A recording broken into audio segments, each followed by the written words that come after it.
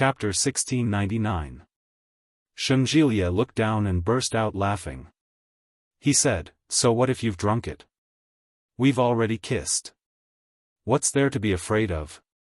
Yi Qianqian felt a little uncomfortable when she heard that. Although it was the truth, saying it out loud. Why did it feel so strange? Shunjilia clearly saw her face turn red. She looked as if she had seen a ghost. He said, "Are you shy?" Yi Qianqian was furious when she heard that and retorted, "Shy my ass. TSK. What's there to be shy about? We're a couple. Don't be afraid." Shunjilia waved his hand and took another 2 sips. Yi Qianqian felt her heart ache. "Give it back to me. Leave some for me." Shunjilia was indifferent. In the end, Yi Qianqian had to step forward and pull it off. She drank it in one gulp. Not long after, Yi Qianqian felt a little dizzy, and her face was a little hot. When she walked out of the restaurant, a warm breeze blew, and Yi Qianqian felt a little tipsy. Was there alcohol in the drink? Why do I feel like I drank too much? Yi Qianqian's footsteps became a little crooked as she walked. She turned her head to look at Shunjilia and suddenly said, "You didn't do something to the drink, did you?" Shunjilia reached out to support her. The words that were on the tip of his tongue were swallowed back by her words. The expression on his face was one of helplessness and despair.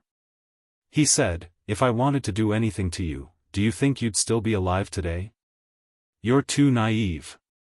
Then why do I feel so dizzy? It's like I drank alcohol. I just ate red wine snails." "Oh.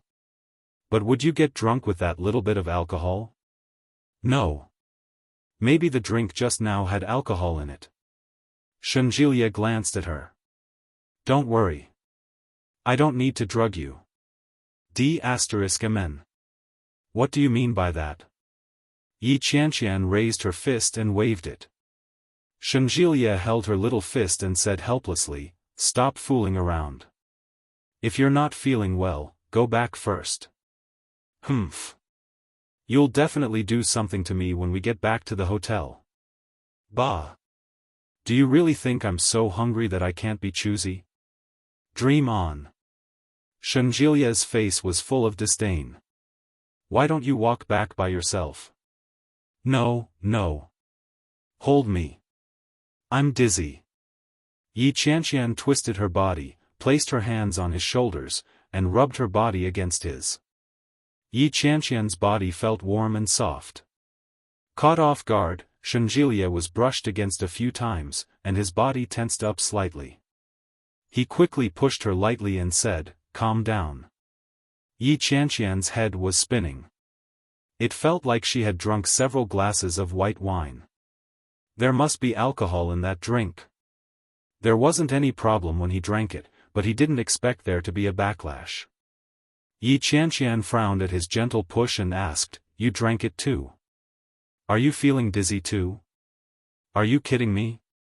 I'm from the north. I can hold my liquor much better than you. Let me carry you." With that, Shunjilia carried her in his arms. Yi Qianqian smiled drunkenly and said, "Carry me." She leaned against him with a clear conscience and wrapped her arms around his neck. A pair of eyes stared straight at his chin. His skin was smooth, and there was a faint layer of green. It was very clean and fair. His face made one feel comfortable, like the sun shining brightly. Yi Qianqian stared at him and leaned forward to kiss him. Shunjilia's hand trembled, and he almost threw her away. Chapter 1700. Yi Qianqian noticed his reaction and burst out laughing. She found it amusing, so she raised her head and kissed him again. This time, Shunjilia was prepared, so he didn't have any reaction. He deliberately glanced at her with a straight face and said, "Are you going to come down yourself, or do you want me to throw you down?" Yi Qianqian quickly wrapped her arms around his neck and closed her eyes. Shunjilia walked toward the shore step by step. Because it was night time, there were many more water taxis. Shenjilia gave the address of the hotel and carried Yi Qianqian in to lie down. As soon as she got on the boat, Yi Qianqian immediately got up. She didn't look as weak as before. Shenjilia was so angry that he laughed and said, "Are you messing with me?" Yi Qianqian turned her head and chuckled. Shenjilia then realized that her face was completely red. From her cheeks to her forehead, it was a clear sign that she had been drinking. He reached out to touch her face. It was warm. Yi Qianqian slapped his hand away in disgust. She leaned against the window and looked out. The water taxis shuttled through various waterways. Everywhere they went, the scenery outside was brilliant. The clear and deep water reflected the dazzling lights of various colors. It was so fast that Yi Qianqian felt like she was in a dream. Her head was dizzy. Shenjilia supported her from behind, afraid that she would lose her balance and fall. Yi Qianqian, on the other hand, was steady. She leaned against the window with an intoxicated look on her face. It took about 20 minutes to reach their destination. Yi Qianqian saw that everything had stopped and turned her head to look behind her. Shenjilia paid the taxi fare. When he noticed her gaze, he snorted with an indescribable emotion. Then, he turned around and opened the door. Shenjilia looked at Yi Qianqian and half carried her down. It wasn't easy at all. Yi Qianqian blinked and asked, "Shenjilia, you have to take care of me when you come out to play. Aren't you tired?" Shenjilia looked gratified as he placed his hand on her forehead and stroked her. He nodded and said, "You've finally realized it. Not bad. Go away." Yi Qianqian slapped his hand away. "Don't carry me if you're tired. I can walk on my own." "Humph." Shenjilia scooped her up in his arms. "Even if I'm tired, this is all I can do. Don't tell me I don't care about you. I'm not crippled. I can walk on my own." Yi Qianqian struggled a little. Shenjilia immediately held her down. "Don't move. You're so heavy. If you move, I'll fall too." Shenjilia. "Ha ha ha, behave yourself." With that said, he strode into the hotel. The security checked the key card, then brought them to the elevator door, pressed the elevator button, and sent them in. Yi Qianqian leaned on Shenjilia's shoulder. She stared at Shenjilia's chin with her eyes that were neither sober nor dizzy. Shenjilia knew that she was looking at him. At first, he only glanced at her and asked, "Am I very handsome?" Yi Qianqian's eyes were wide open, but she didn't say a word. Shenjilia felt a little uncomfortable under her gaze, and he turned to look at her. Ding! The elevator arrived, and Shenjilia stepped forward. After Yi Qianqian opened the door with the key card, she twisted her body and said, "Put me down." He loosened his grip and put her down. Yi Qianqian immediately ran to the bathroom. Shenjilia finally breathed a sigh of relief. When he came back to his senses, he realized that he was already sweating. He took off his shirt, got a bottle of water, and sat on the sofa. Chapter 1701. Is Yi Qianqian taking a shower? Shenjilia looked at the time. It was still early. It was only a little past 7 in the evening. But when he thought about it, it made sense. She had woken up before 6 o'clock, and she had been out and about all day. It was only natural for her to be sleepy. However, when Shenjilia heard the sound of the water, his emotions, which had been surging uncontrollably, became even more restless. He was thirsty. He was even thirstier. Shenjilia gulped down 2 mouthfuls of water and let out a long breath. He stood up and went to the French windows to open them. A cool breeze swept over, and he felt more awake. Shenjilia leaned against the railing and took a deep breath. Drunk women are really troublesome. Shenjilia stayed for a while longer. Suddenly, he heard the bathroom door open behind him. He turned his head and saw Yi Qianqian walking out. But she was dressed in a completely different outfit. With just one look, Shenjilia felt a rush of blood rush to his head. The restless emotions that he had just calmed down suddenly became active again. And compared to before, it was even fiercer and more intense.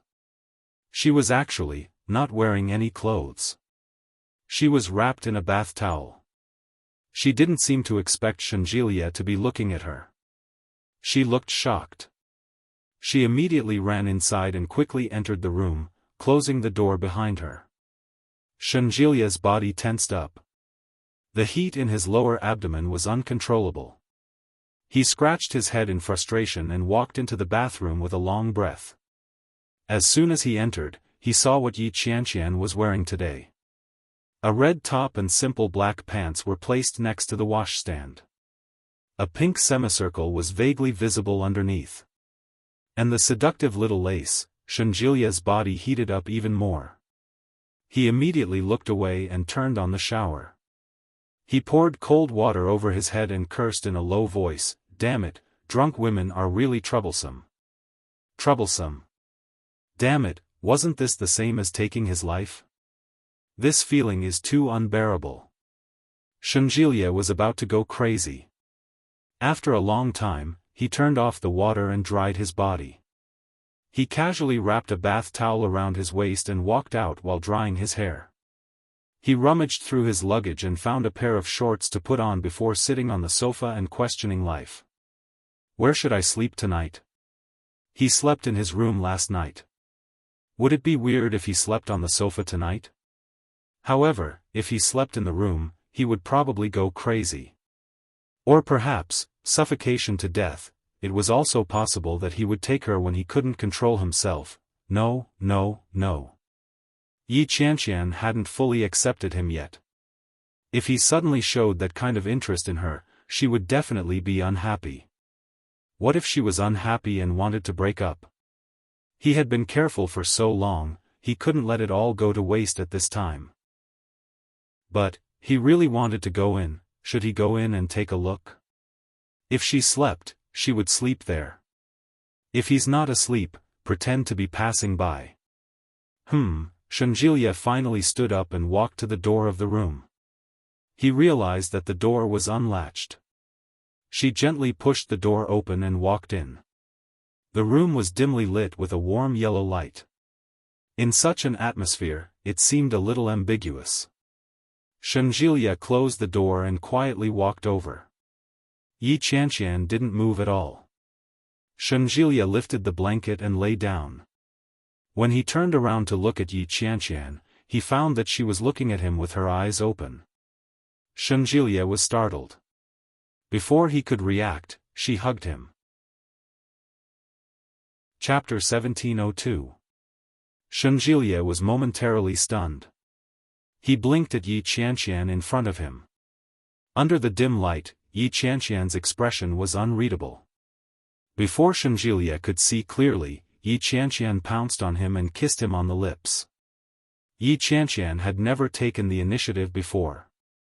She seemed to be mimicking the way Shenjilia usually kissed her, but she wasn't very familiar with it. She wrapped her arms around his neck and bit him repeatedly. Shenjilia closed his eyes tightly, and his expression was one of despair. He gently pushed her away and said, "What do you want?" Yi Qianqian froze. Her face flushed red. When Shenjilia saw that she wasn't moving, he said in a serious tone, "You're drunk. Don't mess around." When Yi Qianqian heard this, she was even more direct. She placed her hand on his naked waist. She leaned forward and sat on his body. Shenjilia couldn't hold himself back any longer. His throat tightened, and he wrapped an arm around her waist. His other hand gripped her chin, and Shenjilia's tongue invaded her mouth. His actions were urgent and forceful.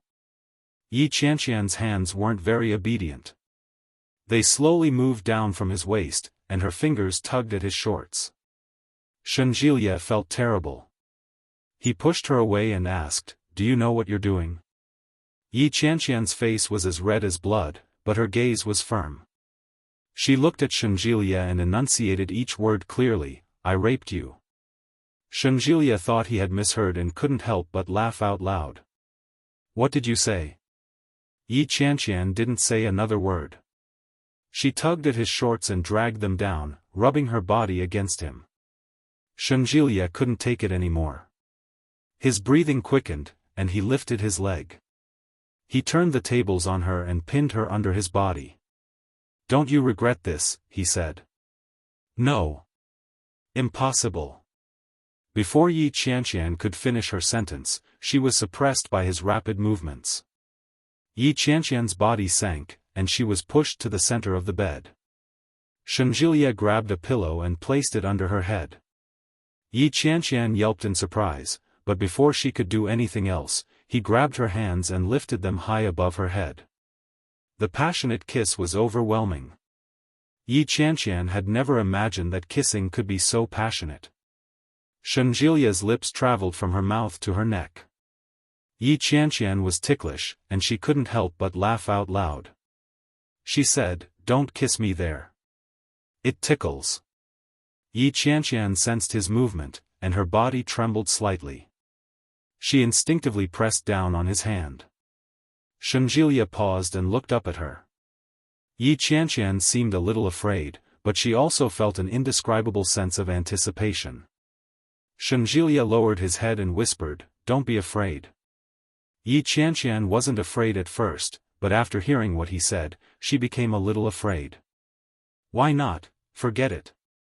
Yi Qianqian shrank back and pushed him away with her palm. She said, Shenjilia could tell at a glance that the guy was trying to beat a retreat.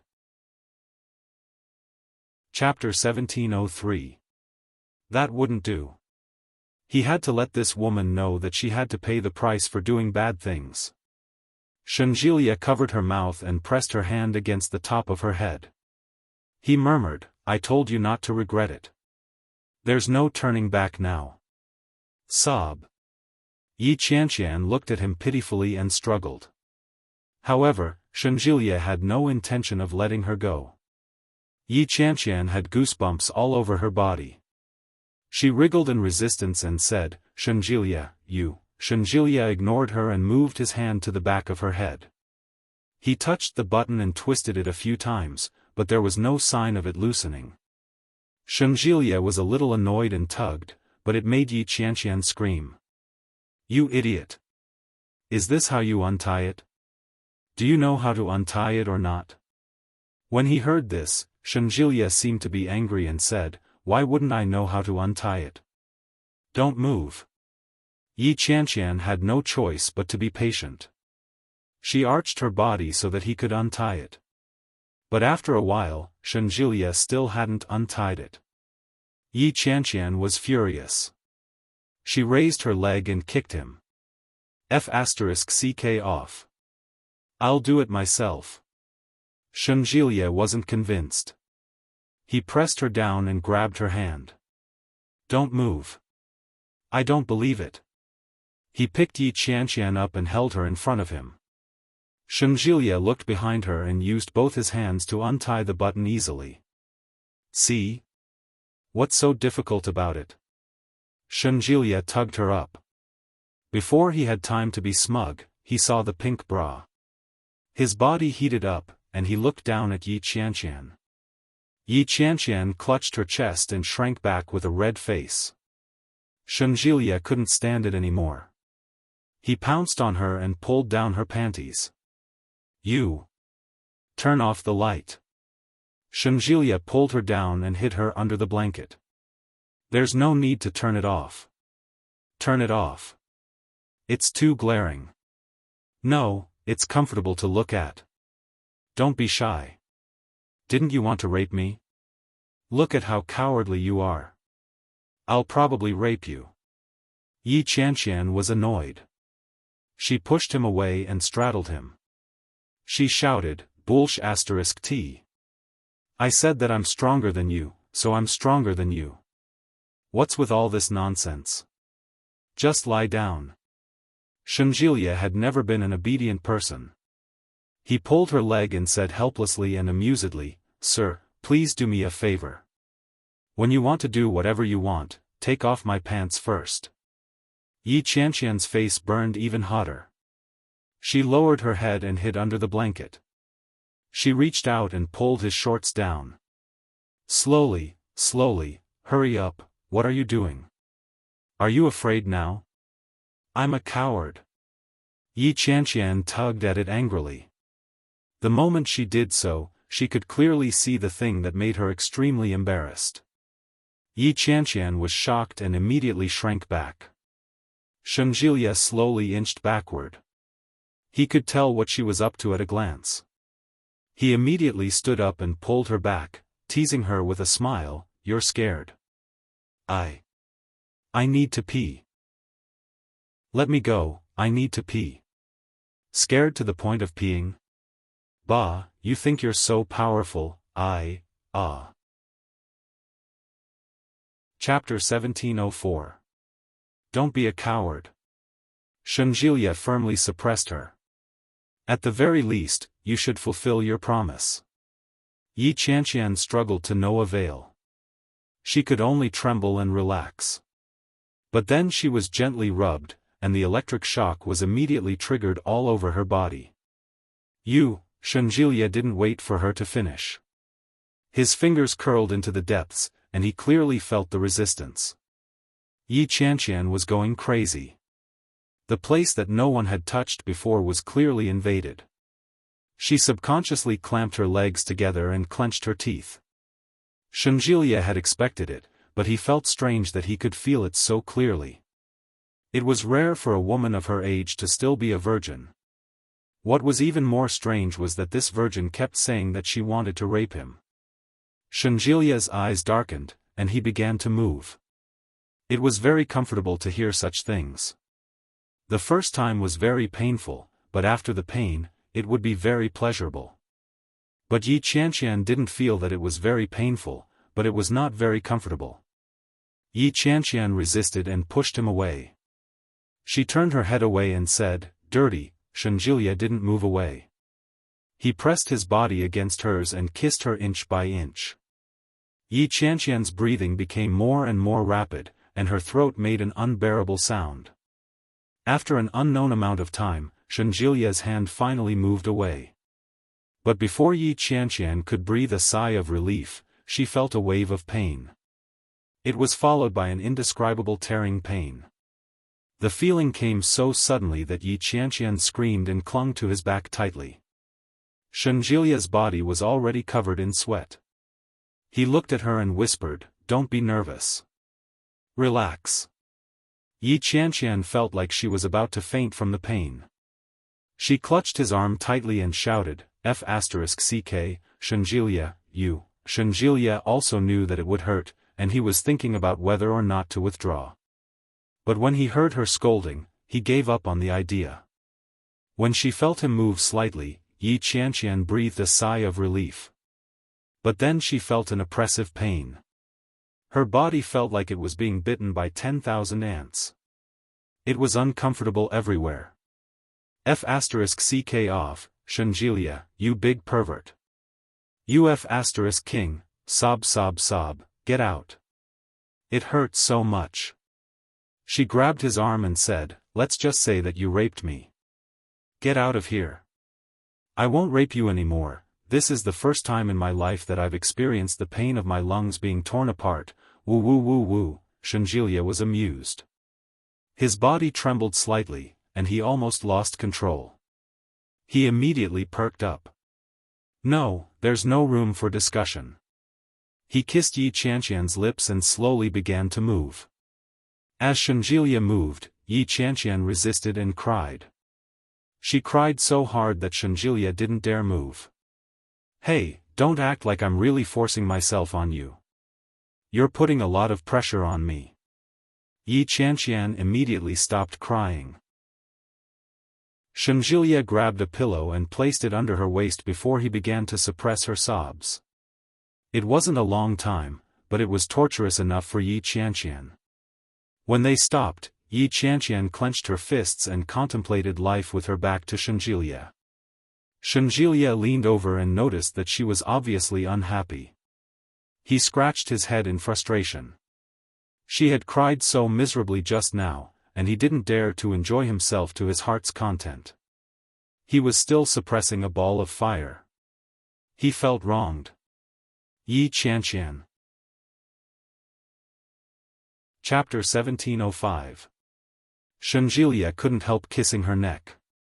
He placed his hands by her side and asked in a husky voice, "Does it feel good?"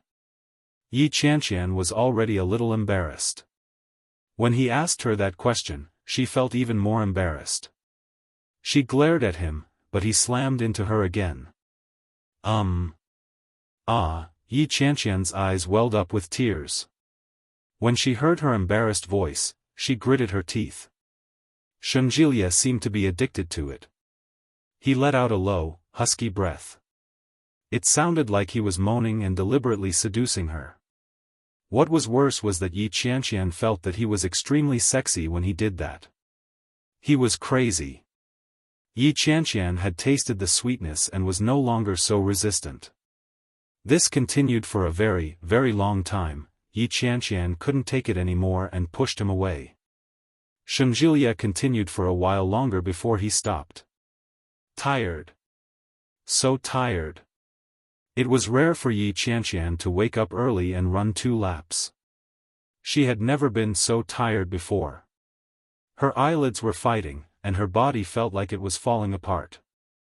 It was extremely uncomfortable. The most uncomfortable thing was that when she finally rested, she realized that the bedsheets were wet. Yi Qianqian turned over and lay on top of him. She was too lazy to move and asked, "What time is it?"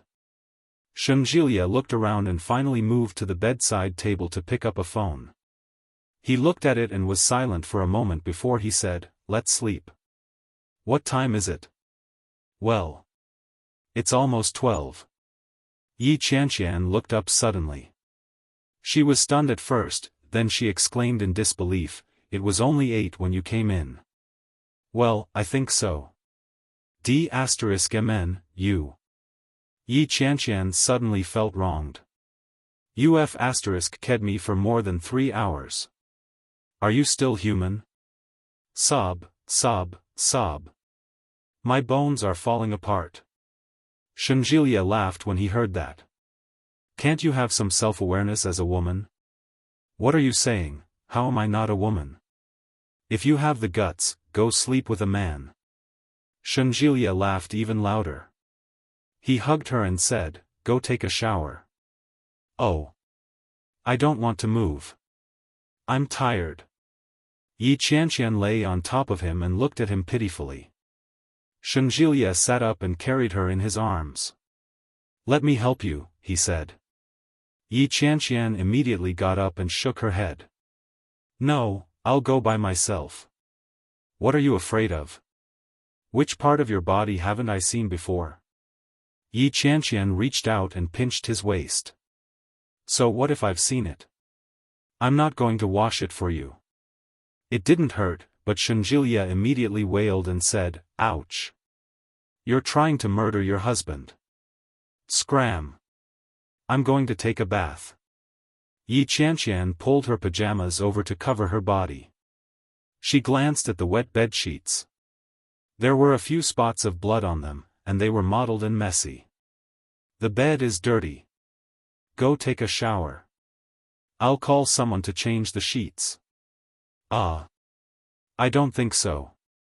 Wouldn't they know what we did? That's not good, but he obviously did something. If we don't change it, are we supposed to keep it for the night? Ugh, it should be quite uncomfortable to fall asleep. Yi Qianqian thought for a moment before nodding her head. Hurry up then. I'll go to bed after I take a shower. I'm hungry, are you? It would have been better if he hadn't mentioned it. Once he did, Yi Qianqian really did feel a little hungry. Yeah, go ahead and call someone. Shenjilia knew her taste the best, so she didn't worry about it. She pulled her clothes over and put them on. As she put them on, Yi Qianqian turned her head to warn him, "Don't peek at me." Shenjilia was confused. Which part of your body haven't I seen before? Why can't I see when you're wearing clothes? Yi Qianqian's face heated up. She glared at him and said, "You're not allowed to look. Turn around." Shengjilie was defeated by her. He stretched out his hands with an expression of defeat on his face and turned his head away. Yi Qianqian quickly put on her shirt and pants before running out. Only when he got to the bathroom did he realize that he was in a mess. Hickeys. Deep and shallow marks covered her chest, and neck. Moreover, it hurt. Chapter 1706. Yi Qianqian resisted the urge to sit down. She turned on the hot water and quickly showered. Halfway through the shower, she heard the doorbell ring. It must be room service. Yi Qianqian stayed in the bathroom for about 10 minutes before she slowly walked out. The bed sheets had been changed, and it looked very clean and tidy. Shengjilie, on the other hand, was sitting on the bed. He was dressed in simple, typical pajamas. "Wow, you're dressed so conservatively." Yi Qianqian took her hair down and teased him. "Of course. An auntie came to change the bed sheets just now. Do I have to let her have a look?" Shengjilie lifted the blanket and patted the spot beside him. "Come here." Yi Qianqian didn't have much energy left. She looked at his invitation and was a little wary. "What do you want?" Shengjilie smiled helplessly. "What can I do? I'm tired after such a long time." "Come here." Yi Qianqian walked over suspiciously. Her legs were already sore and weak. Once she sat down, her whole body felt comfortable. She lay down comfortably. Yi Qianqian closed her eyes and fell asleep. Shengjilie also lay down and covered her with the blanket. Then, he crossed his legs and clamped her down. "When we go back, don't go back to Kingstown. Come with me to the capital." "Ah." Yi Qianqian's drowsiness suddenly disappeared. She opened her eyes and looked at Shengjilie. "What the hell? So fast? How long do you want to wait? We're already like this. Don't you want to marry me?" Shengjilie stared at Yi Qianqian. Yi Qianqian was a little confused. Did they have to get married after sleeping together? Although it was her first time, Yi Qianqian really didn't think that she had to leave her first time to her husband. The reason she had kept it before was purely because she hadn't met the right person she liked. Now, although Shengjilie was not bad, was it too sudden and too fast to ask to meet his family the moment they were in bed? Yi Qianqian was not mentally prepared at all. She looked at Shengjilie and said after a long while, "Do you bring every girl you sleep with home to meet your parents?" Shengjilie clamped her legs tightly. Yi Qianqian felt a little pain. She frowned and said, "It hurts." "What are you doing? Who am I in your eyes? Do you think I'm the kind of person who would mess around outside?" Shengjielie's voice was devoid of any trace of amusement. Yi Qianqian was even more confused. She retorted, "Aren't you?" "Yi Qianqian." Shengjilie gritted his teeth. He was so angry that he raised his fist, but he didn't know what to say. After a long time, he sighed heavily and said, "Do I look like a playboy?" Yi Qianqian hadn't expected him to suddenly ask such a question. She thought about it seriously for a moment and said, "I don't think you're a playboy. I just feel that you're not very loyal. Your love life should be very rich. After all, Shengjilie felt like he was about to vomit blood. He suddenly flipped over and pinned Yi Qianqian beneath him. Unlike the gentleness from before, he exerted all his strength on her, as if he wanted to crush her to death. Yi Qianqian felt a little uncomfortable. She tried to push him away, but he wouldn't budge. "What are you doing? Do you think you're that light? I'll be crushed to death by you later." "Crush you to death? How dare you defile me?" Chapter 1707. Shengjielie's revenge had failed. When he saw how heartless Yi Qianqian was, he felt a surge of anger in his chest. It was so heavy that he couldn't get up or down. It was so uncomfortable. Shenjilia flipped over and lay with his back facing Yi Qianqian. He closed his eyes and stopped talking. Yi Qianqian was baffled. After she loosened her muscles and bones, she looked at Shenjilia. Shenjilia's back was facing her. His body was curled up, and his arms were crossed. He looked angry. What the hell? She wasn't even angry. Why was he angry?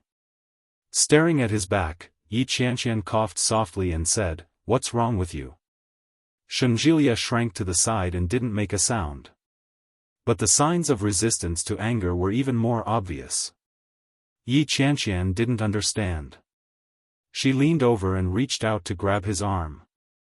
Shenjilia didn't move. Yi Qianqian gathered her courage and leaned over again.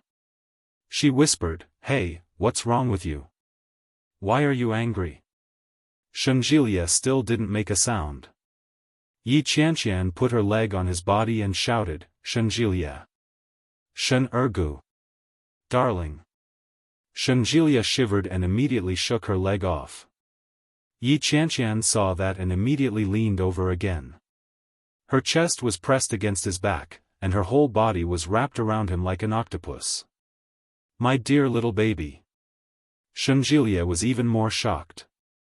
He struggled for a moment and said in a low voice, "Get away." Yi Qianqian was disgusted, but at least the guy reacted.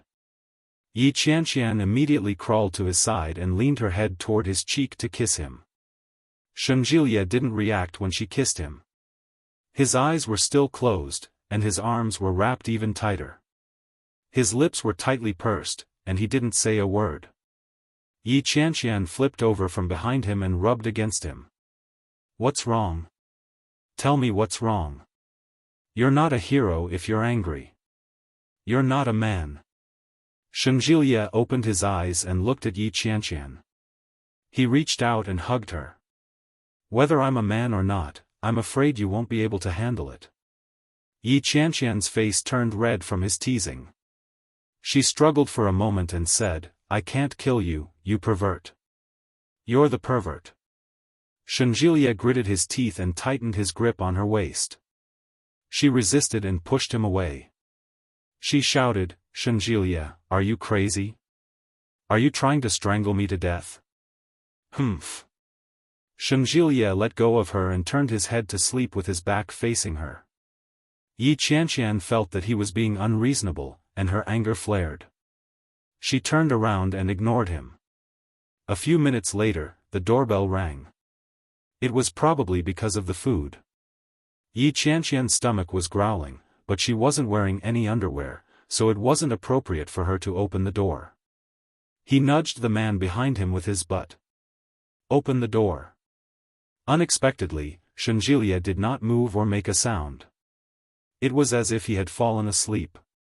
Yi Qianqian's anger surged. She flung the blanket aside forcefully, got out of bed, and stomped out of the room. However, before she could reach the doorknob, she was pulled back by a large hand. Shenjilia had a sleepy look on his face. His red lips were tightly pursed, and he walked out with a displeased look on his face. Yi Qianqian was furious and shouted, "Shenjilia, are you crazy?" Shenjilia ignored her and went to open the door. Chapter 1708. Shenjilia took the food and signed his name before he slowly walked in and placed the food on the table. He ordered a simple pizza and 2 glasses of fruit juice, all of which Yi Qianqian liked. Shenjilia paused as he looked at the food.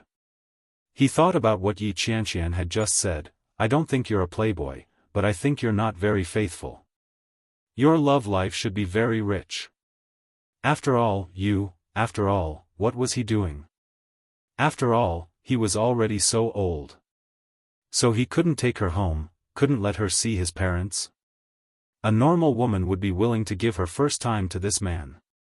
Wasn't it because she was willing to be with this man? If she was willing, why wouldn't she want to go back to the capital with him to see his parents?" Shenjilia felt a fire burning in his stomach. At the same time, he felt a little sad. From Yi Qianqian's attitude just now and her attitude when he went to Yuntown, she probably never thought of marrying him. Shengjilie sat on the sofa and suddenly felt a little defeated.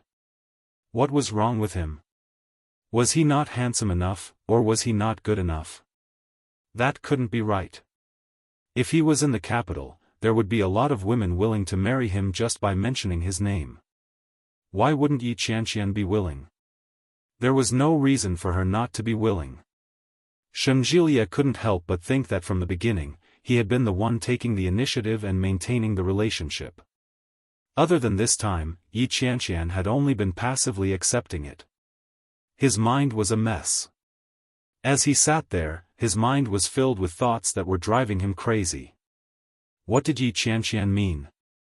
After a long time, Shengjilie stood up and walked to the door of the room. When he opened the door, he found that it was locked from the inside. He knocked twice and asked, "Are you hungry? Come out and eat." Yi Qianqian was covered in the blanket and hugged it angrily. When she heard that, her stomach grumbled twice. Damn it! Why did she have to make life difficult for herself? Shengjilie was sick, but she wasn't. She lifted the blanket and got out of bed. Yi Qianqian opened the door. Shengjilie stood at the door. When he saw her angry face, he finally felt better. At least he wasn't the only one who was upset. Yi Qianqian walked out barefoot. When she saw the pizza, her stomach grumbled even more happily. She went to the bathroom to wash her hands. Then, she opened a bottle of juice and drank it. Shengjilie looked at it and scratched his head. He walked over and sat down beside her. Yi Qianqian. Yi Qianqian ignored him and grabbed a pair of gloves. She grabbed a pizza and ate happily. It was just a little hot, and Yi Qianqian couldn't quite grasp it through her gloves, so she put it down again. Do you have some misunderstanding about me? What misunderstanding? It's nothing. Yi Qianqian picked it up again and put it in her mouth. It's a little hot. Have you washed your hands? Shengjilie replied, No, I think you might have misunderstood something. I did have a few girlfriends in the past, but they were just for fun. The longest lasted no more than 3 months. Later, I fell in love with Lily because I admired her. But that kind of admiration wasn't as strong as what we are now. Yi Qianqian looked at him as she ate. Shengjilie was also hungry. His appetite had been whetted by the sight of her enjoying herself. He leaned over and sat down. He continued, You said that I have a lot of experience in relationships, but in fact, I'm not that experienced. You might not believe it, but before I met you, all those women were just passable. Yi Qianqian pouted and stuffed the last bite into her mouth. I don't believe you. Shengjilie was speechless.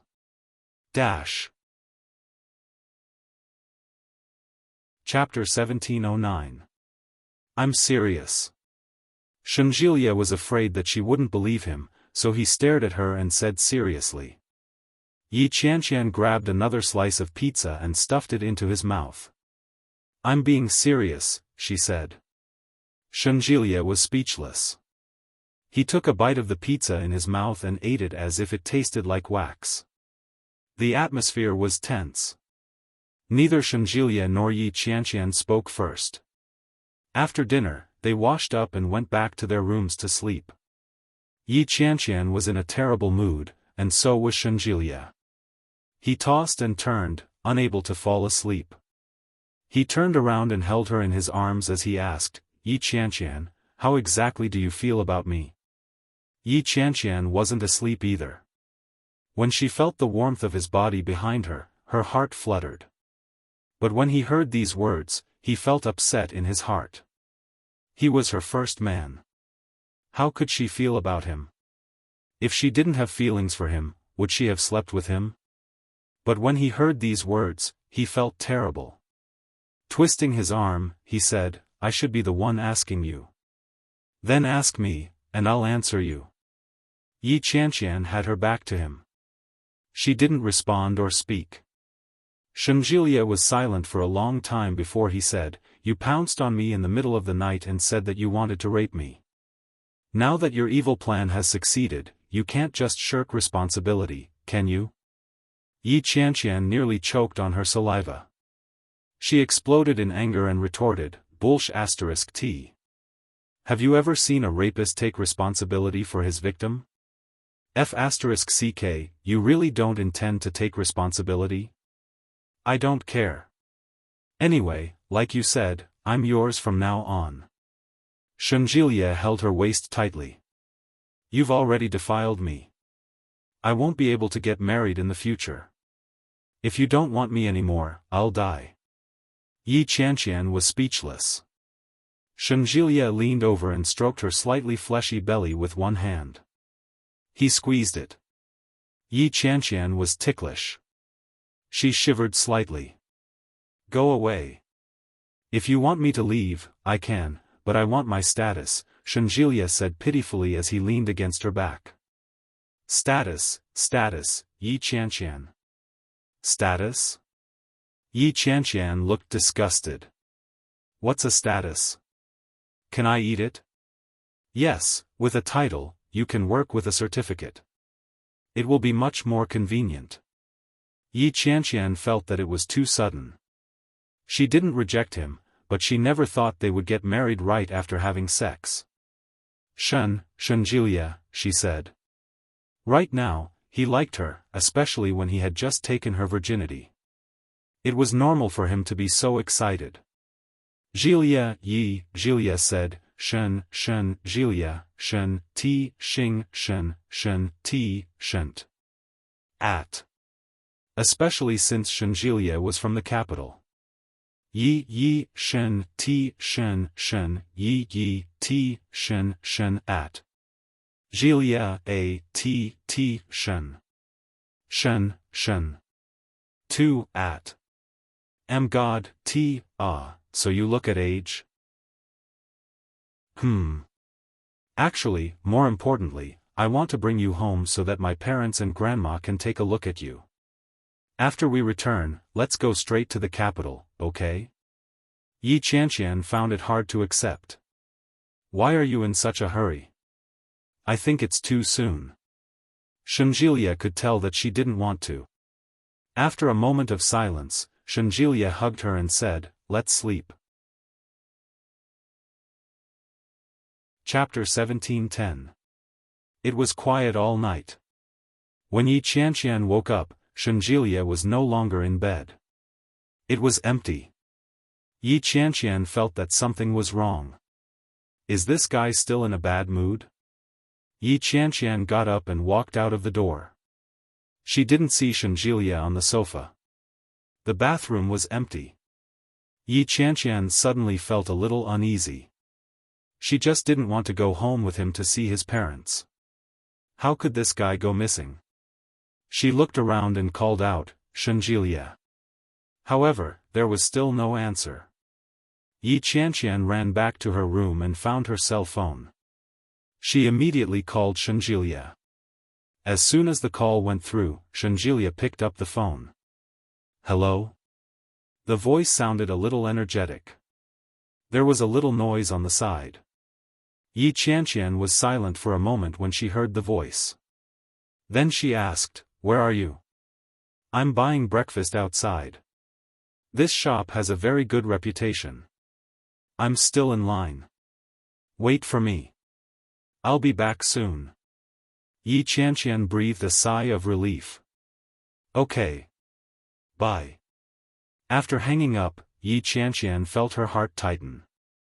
She was a little afraid that he would leave her alone. She looked at the time on her cell phone. It was 8:30 in the morning. It was getting late. But that guy had tossed and turned for half a day last night. He didn't fall asleep until at least 3 or 4 o'clock. Would his body be able to take it if he woke up so early? Yi Qianqian felt a little guilty. After a long time, she sighed, put down her cell phone to charge, and went to wash up. It was past 1 o'clock in the afternoon in the capital.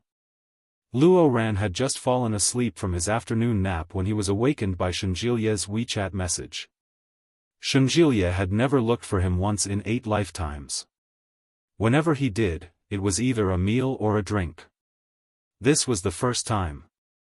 Just when Luo Ran thought the sky was falling, he realized that Shenjilia wanted him to find a way to get his girlfriend. Excuse me. When did this guy have a girlfriend? In the face of Luo Ran's question, Shenjilia had no intention of explaining at all. He poured out all his troubles and what had happened.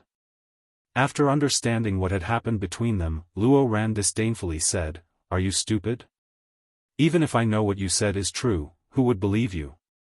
Your girlfriend might even think that you said the same thing to all of your girlfriends." Shenjilia felt as if he had been shot in the heart.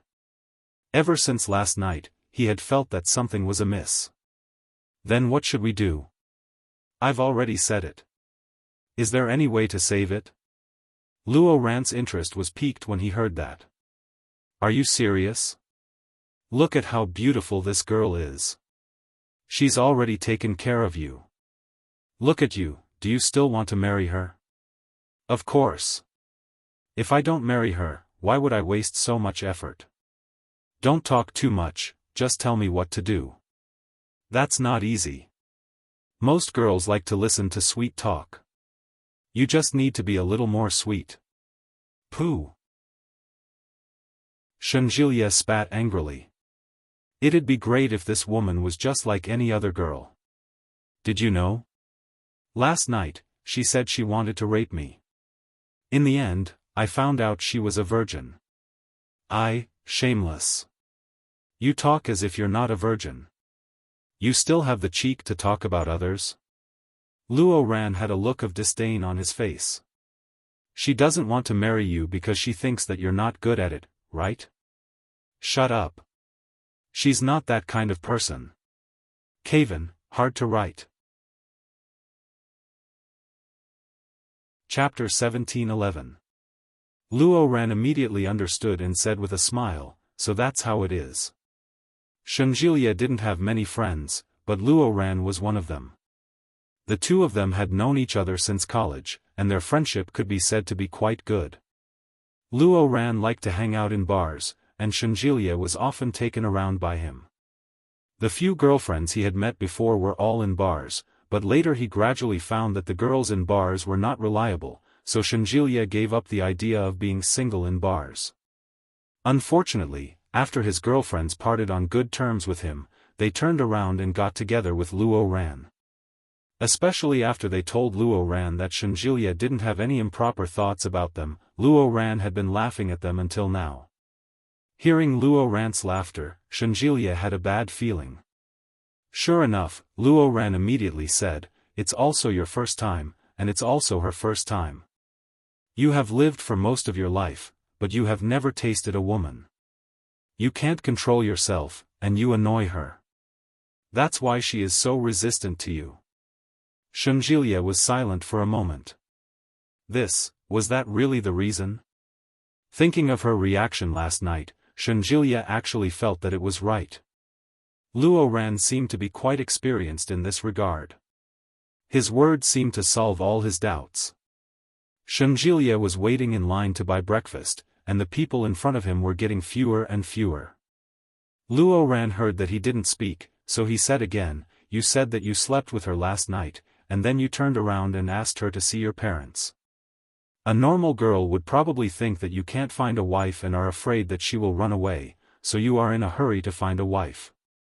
If I were that girl, I'm afraid I would break up with you in bed. Your girl has a good temper. Bah, who's like you? Women change like they change clothes. I'm her first boyfriend. That's even more normal. Women who have never been in love have endless yearning for that kind of thing." Luo Ran was so sleepy that he yawned. He leaned back in the lounge and said, "They want to be handsome, rich, and nice to themselves.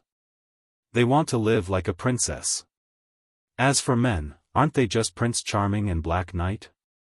A loser like you is basically out of the scope of those girls' sexual fantasies." Shenjilia was speechless.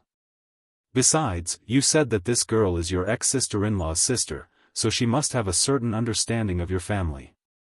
Your grandmother treated your ex-sister-in-law so badly, so it's normal that she doesn't dare to marry you. Shenjilie was speechless. Alright, you think about it yourself. I don't want to get married anyway.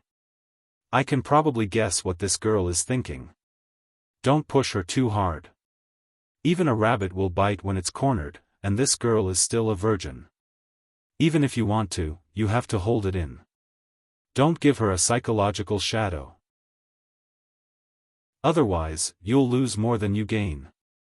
Shenjilie was displeased. You seem to know a lot about me. Of course. Who do you think you are? What kind of women have I not seen before? I can conjure up a basket of them for you. I'm very familiar with this little trick. Alright, I'm hanging up. Grandpa, I'm going to sleep. Goodbye. After Luo Ran hung up the phone, Shenjilie felt even more uncomfortable. This guy was beating around the bush with his words. Was he saying that his EQ was low? At that moment, it was Shenjilie's turn. Chapter 17:12. By the time he returned with breakfast, Yi Qianqian had already changed and was sitting on the sofa playing games. When she saw him come back, she looked at the time. It was almost 9 o'clock. Yi Qianqian went up to take the breakfast and opened the packaging. Why are you up so early? This shop is very popular. I had to go and queue up. Shenjilie went to wash his hands and took out a wet towel. Let's go to the museum today and then to the art gallery to cultivate our spirit. Yi Qianqian suddenly felt bored. Is there any other place? Didn't you come up with a guide before you came? What else is there to play? Yi Qianqian's eyes suddenly lit up. Let's go to the art gallery. Let's play. Okay. Shenjilie took her hand and wiped it for her. Let's eat first. We'll play later. Yi Qianqian's hand was warm from his wiping. She recalled the panic that had flashed through her heart when she couldn't find him. Yi Qianqian felt that something was wrong with her. She seemed to care about this man too much. It was said that in a relationship, the person who fell in love first was the loser. She might have already lost, starting from yesterday when she decided to give herself to him. Shenjilie saw that she was in a daze and didn't say anything. He took out the breakfast and said, "Eat while it's hot." It was the weekend, so there were many people in the art gallery. Not only were there Italians, but there were also many people with the same yellow skin and black eyes walking around. They were either speaking Korean or Japanese, or some other language that they couldn't recognize. Yi Qianqian's body was still sore, and she couldn't walk very well. Shenjilie saw it and felt that what Luo Ran had said couldn't be more right. She definitely wasn't feeling well, but she didn't ruin their fun. Apart from doing it the night before, Yi Qianqian hadn't complained at all. Where else could he find a girl like her? Shenjilie followed behind her, and the self-blame in his heart increased. Yi Qianqian didn't notice Shenjilie's strange behavior. She pulled him excitedly and said, "Let's go. There's something fun there." It was an art gallery that was specially provided for people to play. In addition to pottery, there were rooms for sketches, oil paintings, flower arrangements, and handicrafts. Yi Qianqian had wanted to visit such a place for a long time, but she couldn't find the time when she was in Kingstown. Instead, she realized her dream overseas. Yi Qianqian stood in line and bought a ticket to enter. She looked down the corridor and saw the art studio. Holding Shenjilie's hand, Yi Qianqian could clearly see through the glass door that there was a beautiful woman inside. The beauty had blonde hair and blue eyes. She was very beautiful. Her long hair was tied into a braid and hung in front of her. The pink gauze dress she wore covered half of her body and just happened to cover the vital parts of her body. His snow-white skin was even more stunning under the pink fabric. It was so beautiful that Yi Qianqian couldn't tear her eyes away. She immediately reacted and turned to look at Shenjilia. When she realized that he was also looking, she quickly covered his eyes and said, "You're not allowed to look." Shenjilia blinked his eyes in exasperation and pride. "She's a model. What are you thinking? Girls can sacrifice themselves for art, but you can't look at it. You're not going in." Chapter 17:13. I'll eat your ass. Aren't you childish? Yi Qianqian pushed him away and turned around. "Let's go. The clay classroom is over there." Yi Qianqian walked awkwardly.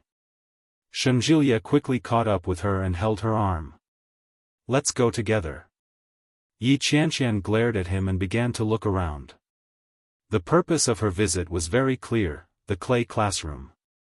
When they entered, they found many girls and men accompanying their partners. Yi Qianqian and Shenjilia swiped their tickets and walked in. They walked to a table that no one had used before.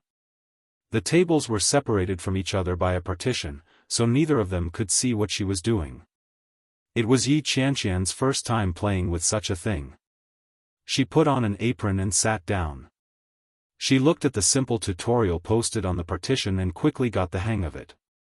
Shenjilia had never played with it before either. The two of them squeezed the clay into a ball. Their hands were covered with grayish-white clay. "What's next?" Yi Qianqian was a little confused. "How do I start the clay machine? Let me study it." Shenjilia looked around and pressed the switch. Then, the clay machine began to turn slowly. Yi Qianqian was a little excited when they finally got to the main topic. She placed her hands on the clay and looked at the marks left by her fingers. The shape of the clay began to slowly change. The joy she felt was indescribable. The clay grew and was pressed into a short and fat person. Yi Qianqian was playing with it excitedly. Shenjilia watched her play. Yi Qianqian glanced at him and said, "Go play at the table next to you. This thing is fun." "No." Shenjilia moved forward and pressed his tall body against her back. "Let's play together." Yi Qianqian's body tensed slightly. With him pressing against her, the heat immediately rose. Yi Qianqian looked around and felt a little embarrassed. She said, "Don't do this. It's not good if others see us." "Huh?" Shenjilia lowered his head. His warm breath blew on her neck. "We're not doing anything. Why are you afraid of others seeing us?" As he spoke, he reached out and gently placed his hand on Yi Qianqian's. Both of their hands were dirty and stuck with grayish-white clay. Yi Qianqian looked at the clay that was gradually being pressed down and suddenly remembered a scene from a movie she had watched before. Shenjilia's body pressed closer and closer to her as he whispered, "Is this your first time playing this?" It was rare for Shenjilia to speak in such a gentle voice. In an instant, Shenjilia's temperament seemed different. Was he deliberately flirting with her? Yi Qianqian saw through him in an instant, but she couldn't believe that Shenjilia had seduced her. Yi Qianqian felt even more uncomfortable when she heard his question from behind her. She nudged him gently and said, "Get away from me. You're making me feel so hot." Shenjilia moved away slightly. He looked at the slowly rotating ceramic machine and said, "Come, I'll teach you." "You can. I used to accompany my mom to play a few times. I've probably seen how other people play." Shenjilia used his finger to gently push it to the center, and a dent slowly appeared in the clay. Yi Qianqian looked over and poked it with her finger. She chuckled and said, "This is easy. I heard that the difficult part lies in the heat control and timing. Otherwise, it will crack easily. Let's try." Shenjilia couldn't help but wrap his arms around her. Especially when he thought about the taste of last night, he felt uncomfortable all over. Yi Qianqian immediately sensed that something was wrong as the heat surged. Chapter 17:14.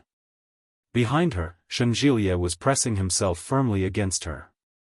He leaned close to her ear and watched the gradually changing clay in front of him. Yi Qianqian glanced sideways. Shenjilie was leaning forward with a very serious expression on his face. It was as if he wasn't the one pressing a hot bulge against her at that very moment. Yi Qianqian's face instantly turned red. After struggling for a moment, she growled, "Get lost, you pervert. Be quiet." Shenjilie's gaze was still on the clay in front of him. "It's going to spoil soon. You, let go." Yi Qianqian glared at him. "To think that I just thought of a classic scene from Ghost. What a waste of such a romantic plot. Get out of my way," Yi Qianqian said. Shenjilie felt even more uncomfortable. He pressed her against him and said, "Don't. There are people around. If they see us, it'll be even more embarrassing. Just for a moment. What's the classic scene in Ghost?" Yi Qianqian didn't know if it was an illusion, but she felt as if everyone around them was looking in her direction. She looked around, but it didn't seem to be there. At this point, Yi Qianqian had no choice but to turn her head back with a red face. She looked at the clay and twisted it uncomfortably. She said, "Isn't it just a scene where we play with clay? The male lead and the female lead are in love, but just as they are about to get married, the male lead is killed. The female lead is heartbroken. At that moment, the male lead's good friend takes advantage of the situation, but his motive is not pure. Later, it is discovered that the male lead's death was planned by the good friend. The good friend pursues the female lead? Yes, but he has a motive. Then why is the clay scene a classic? Because they love each other very much. Even if it's just quietly kneading clay together, there is a resonance in their souls. That kind of spiritual connection is pure and supreme. Oh, it's a very romantic plot. It's not as wretched as you." Yi Qianqian said this in a low voice. "Move away. I'm uncomfortable." Shenjilie didn't budge. He asked in a low voice, "Which country is this movie from?" "America. Haven't you seen such a classic movie?" "Yes, but I'm not interested in romance movies." Shenjilie tightened his grip on her hand. Very quickly, her hand crumbled into a ball. "Do you know why this scene in the movie is such a classic?" "Because it was placed in a classic movie, it became a classic," Yi Qianqian said matter-of-factly. Shenjilie chuckled. "Yes, but I think there's another explanation." "What?" "In the United States, clay is called clay, but clay has another meaning." Yi Qianqian's English wasn't very good, but she still knew what the word meant. Blinking his eyes, he asked, "Body?" "Yes." Shenjilie covered her hands with both of his and slowly pushed the clay away. Round by round, he asked, "Do they play with clay like this too?" Yi Qianqian suddenly felt a little evil. As she looked at the clay, she couldn't help but associate it with the word flesh. In the movie, they're playing with clay. This is very straightforward and bold. It's ambiguous and dirty. Yi Qianqian's face burned even hotter. You think I'm just playing with clay now?" Chapter 17:15. Don't accuse me wrongly. Isn't that what the movie is trying to express? Shenjilie's lips curled up in a smile. He seemed to have gotten what he wanted. As she spoke, Yi Qianqian could clearly feel the hardness behind her back not diminishing in the slightest. Instead, it made her feel even more embarrassed.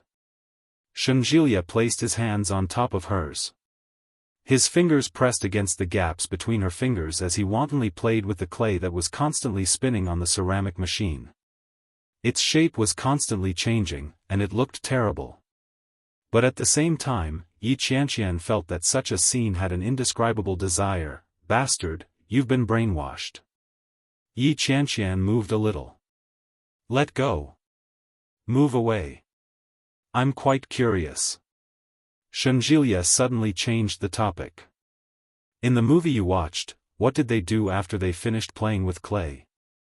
What did he do? Yi Qianqian knew that after they teased each other, they kissed. Two pairs of muddy hands intertwined with each other as they kissed. The scene was beautiful and romantic. Then, the screen went black. Yi Qianqian used to think that this kind of love was wonderful, but when it came to herself, she couldn't feel it anymore. Yi Qianqian's face heated up at the thought that they might have done something indescribable after that. She nudged Shenjilia and said, "It's none of your business. If you want to know, go and see for yourself. Right now. I feel terrible." Shenjilia finally stepped aside. His body was so tense that it was uncomfortable. "I'm going to the bathroom." Yi Qianqian was speechless. What was he going there for? Could it be, so disgusting? When Shenjilia saw the look of disgust on Yi Qianqian's face, he immediately knew what she was thinking. He felt wronged and said, "The bathroom is just behind. I'll be out soon." Oh. Yi Qianqian still had a look of disdain on her face as she continued to play with the clay. After a few minutes, Shenjilia walked out.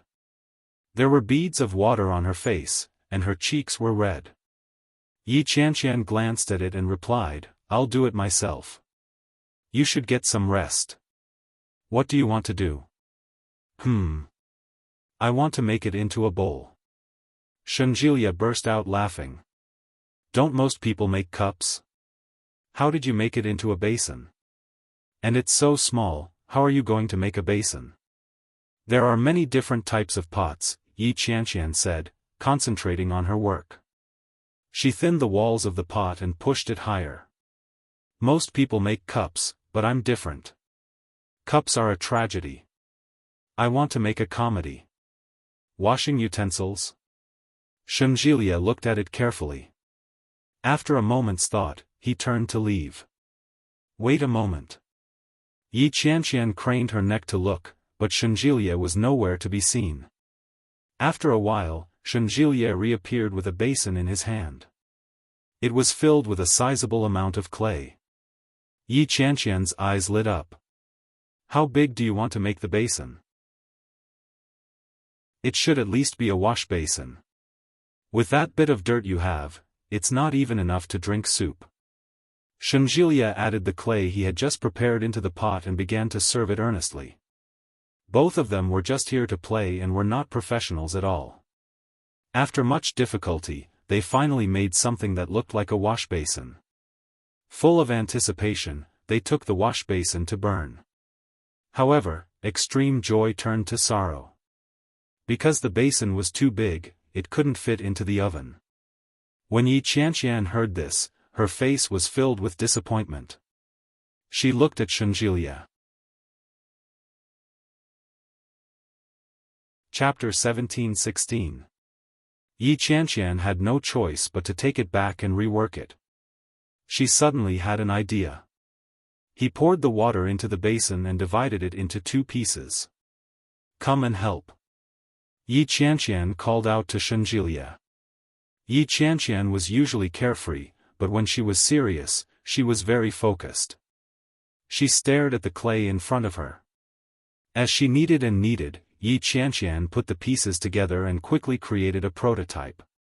Judging from the shape, it looked like a human. Yi Qianqian deliberately flattened a small piece of soil and stuck it to her hair.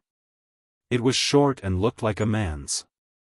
Then, she took Shenjilia's and made a woman with long hair. She even made a cute dress. These two things were much smaller than the basin from before. When they were taken to be fired again, the supervisor took a second look at them and said, "This one might take a little longer to burn. It's solid inside." Both of them nodded. Yi Qianqian was filled with anticipation. Looking at the time, it was 1:00 in the afternoon. Yi Qianqian's stomach was growling with hunger. She had no choice but to leave the art gallery to find a place to eat. However, Yi Qianqian really didn't feel like eating spaghetti anymore. Ever since she came here, almost every meal had been spaghetti. Although the taste was not bad, it was not the taste of his motherland, so he was not used to it. After searching around with Shenjilia, they finally found a Japanese restaurant. The restaurant was opened by Japanese people. As soon as they entered, they could feel the strong Japanese atmosphere. The waiters inside were also yellow-skinned and looked like they were Japanese. They wore kimonos and smiled warmly at them. "Are you too Japanese?" the girl asked in English. Shenjilia shook his head. "He's from Wuxia." The waiter immediately understood. He handed over the menu and took out a tablet. Yi Qianqian ordered some of her favorite dishes. When she looked up, she saw a woman holding a child's hand as she walked past. The woman's belly was very big. She looked like she was a few months pregnant. She was on the phone. She was from China. "What about the child?" "I can't take care of him alone." Yi Qianqian couldn't hear anything else, but she looked at her belly. If she was alone, she wouldn't be able to take care of a child. Subconsciously, Yi Qianqian thought back to last night. It seemed like they didn't take any precautions. The hotel didn't even have condoms, let alone birth control pills. She glanced at Shenjilia, who was looking at the menu. It was obvious that he hadn't noticed the woman who had just passed by. Yi Qianqian stood up and said, "I'm going to the bathroom." "Okay," Shenjilia replied and continued to order. He didn't notice that Yi Qianqian walked out of the private room. He asked the girl at the front desk, "Excuse me, where can I buy medicine?" "Medicine? Are you not feeling well?" "We have cold medicine here, and we also have a special lounge for you." "No, I have a situation and need to find a pharmacy." Are you on your period?" "We can also provide you with things you need urgently." Yi Qianqian was a little embarrassed. This Japanese restaurant service was too good. She couldn't possibly tell them that she hadn't used any protection last night and was going to the pharmacy to buy birth control pills now, could she?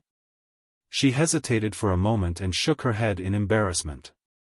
She waved her hand and said, "Forget it." Under the astonished gaze of the waiter, Yi Qianqian returned to the private room dejectedly. Shenjilia had finished ordering. Yi Qianqian had just sat down when she heard a knock on the door. It was the same waitress from before. She came in and bowed before saying, "Miss, I asked my colleagues. There's a pharmacy nearby." Chapter 17:17. Yi Qianqian had the urge to kill the waitress. When she saw Shenjilia's face, she smiled awkwardly but didn't know what to say. What the hell? The waitress saw Yi Qianqian's embarrassment and immediately felt that she had done something wrong. He looked at Yi Qianqian with uncertainty and inquiry. Shenjilia also looked at Yi Qianqian with a questioning gaze. He asked, "What's wrong? Are you feeling unwell? I'll take you to the hospital." "I'm fine." Yi Qianqian felt extremely awkward. "Didn't we have sex last night? I was thinking that we didn't take any safety precautions. It would be bad if I got pregnant. So, I wanted to find a pharmacy and buy a birth control pill to take." As she spoke, her cheeks became redder and redder. She looked at the waitress and asked, "Where is the pharmacy?" "We'll go and have a look after we finish eating." The waitress felt a little guilty. She thought for a moment and said, "It's no need." Shenjilia waved his hand. "Thank you. Go ahead. I need to buy some ointment." Yi Qianqian smiled kindly. The waitress gave her the address and left. "What medicine? It's not good for a woman's health. An abortion is even worse." Yi Qianqian picked up her teacup and took a sip. "It's better to be safe than sorry. You won't get pregnant even if you take it within 24 hours.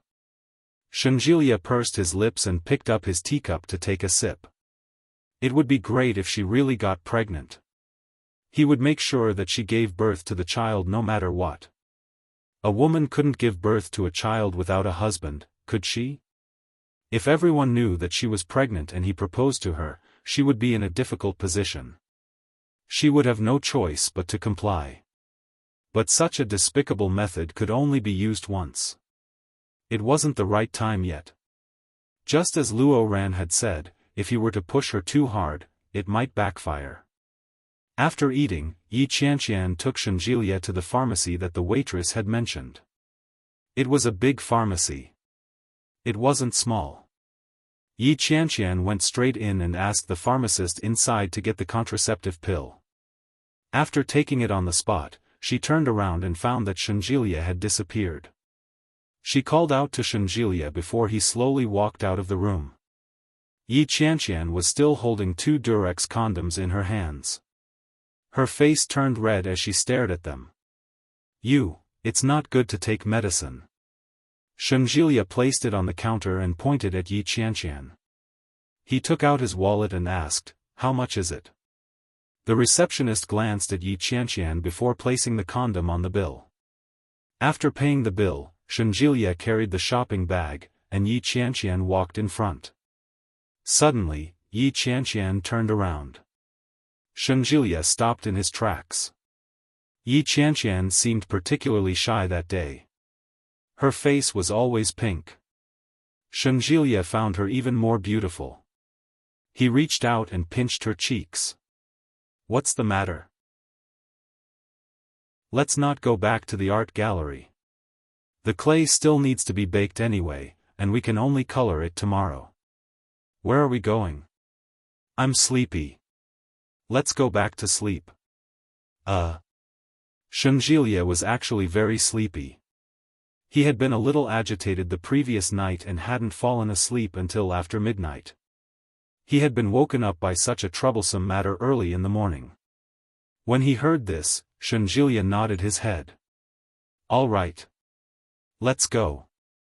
Yi Qianqian looked at Shenjilia. She then shifted her gaze down and grabbed the shopping bag. "I'll take it. Let's go." Chapter 17-18. Back at the hotel, Yi Qianqian took a shower before climbing into bed. However, Shenjilia was already fast asleep. He looked a little tired. Yi Qianqian quietly hid the condoms she had just bought. If Shenjilia asked her to do anything with him, she would just say that she didn't know where she had thrown the condoms. She wouldn't do it. After settling everything, Yi Qianqian covered him with the blanket and lay down with a yawn. He didn't sleep much last night, and neither did Yi Qianqian. All she could think about was what he had said. Getting married, meeting his parents, these weren't things they could do after confirming their relationship for just over half a month. Yi Qianqian felt that things were developing too quickly. The sense of security she had had was washed away by the rapid progress. Yi Qianqian felt that she was a little pretentious, but this was her first time in a relationship. Everything was very unfamiliar to her. Especially when she thought about how she had given all her firsts to him, and how Shenjilia was obviously experienced, she felt even more uncomfortable. After sleeping with him, he kept saying that he wanted to marry her. Yi Qianqian couldn't help but wonder if he said that to all his girlfriends. Because of these thoughts, she couldn't sleep until the middle of the night. When she sensed that Shenjilia had fallen asleep, she fell into a deep sleep.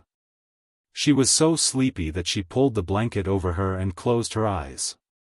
She slept until the evening. When Yi Qianqian woke up, Shenjilia's arms and legs were on top of her. She tossed his arms and legs away in disgust and stretched. Before she could even finish yawning, Shenjilia hugged her again. Not only did he hug her, but Shenjilia also moved his head over and rubbed it against her chest twice. Yi Qianqian wasn't wearing any underwear. When she was rubbed against, she shivered all over. She pushed his big head away with both hands and turned around. She exclaimed, "Go away. Do you think you're a little kid?" Shenjilia naturally noticed her sensitive reaction and looked at her with mischievous eyes. Yi Qianqian gritted her teeth and pushed his face away. She flipped over and quickly got off the bed. She scrambled out of the room. Shenjilia laughed out loud. His body reacted in the most realistic way. But looking at her like this, he guessed that she was traumatized. She could not even walk properly today. Don't push her too hard. Even a rabbit will bite when it's cornered. She's still a virgin. You have to hold it in no matter how much you want it. Don't give her a psychological scar. You'll lose more than you gain. Luo Ran's words were still echoing in his head. Shenjilia had to get up and open the window. The wind on the water brought along cool water vapor. It was very comfortable. It was past 6 in the evening. The sky wasn't completely dark yet, and the lights weren't fully lit either. Looking out, it was a different kind of scenery. Every moment can capture the beauty. Yi Qianqian's beauty was as boundless as the night. He was the same. One day, he would make her want him no matter what. Yi Qianqian stayed in Venice for 5 days. In those few days, she spent all her time admiring Venice. Since it was free travel, they returned to Wuxia after reaching an agreement. However, the time difference between China and Venice was difficult to adjust. It was 10:00 in the evening when they arrived in Kingstown. Coincidentally, it was a normal person's work and rest time. But at that time, they had just woken up. Yi Qianqian felt aggrieved when she thought of the time difference. Chapter 17-19. As soon as they got back, Shenjilia helped Yi Qianqian pack her suitcase while Yi Qianqian went straight to the bathroom to take a shower. After the shower, Yi Qianqian was in high spirits. As she dried her hair, she walked out and called out, "Shenjilia, it's still early. Let's go watch a movie." However, when he walked out, he found his suitcase in the middle of the living room. There were also 2 safety TS in the middle.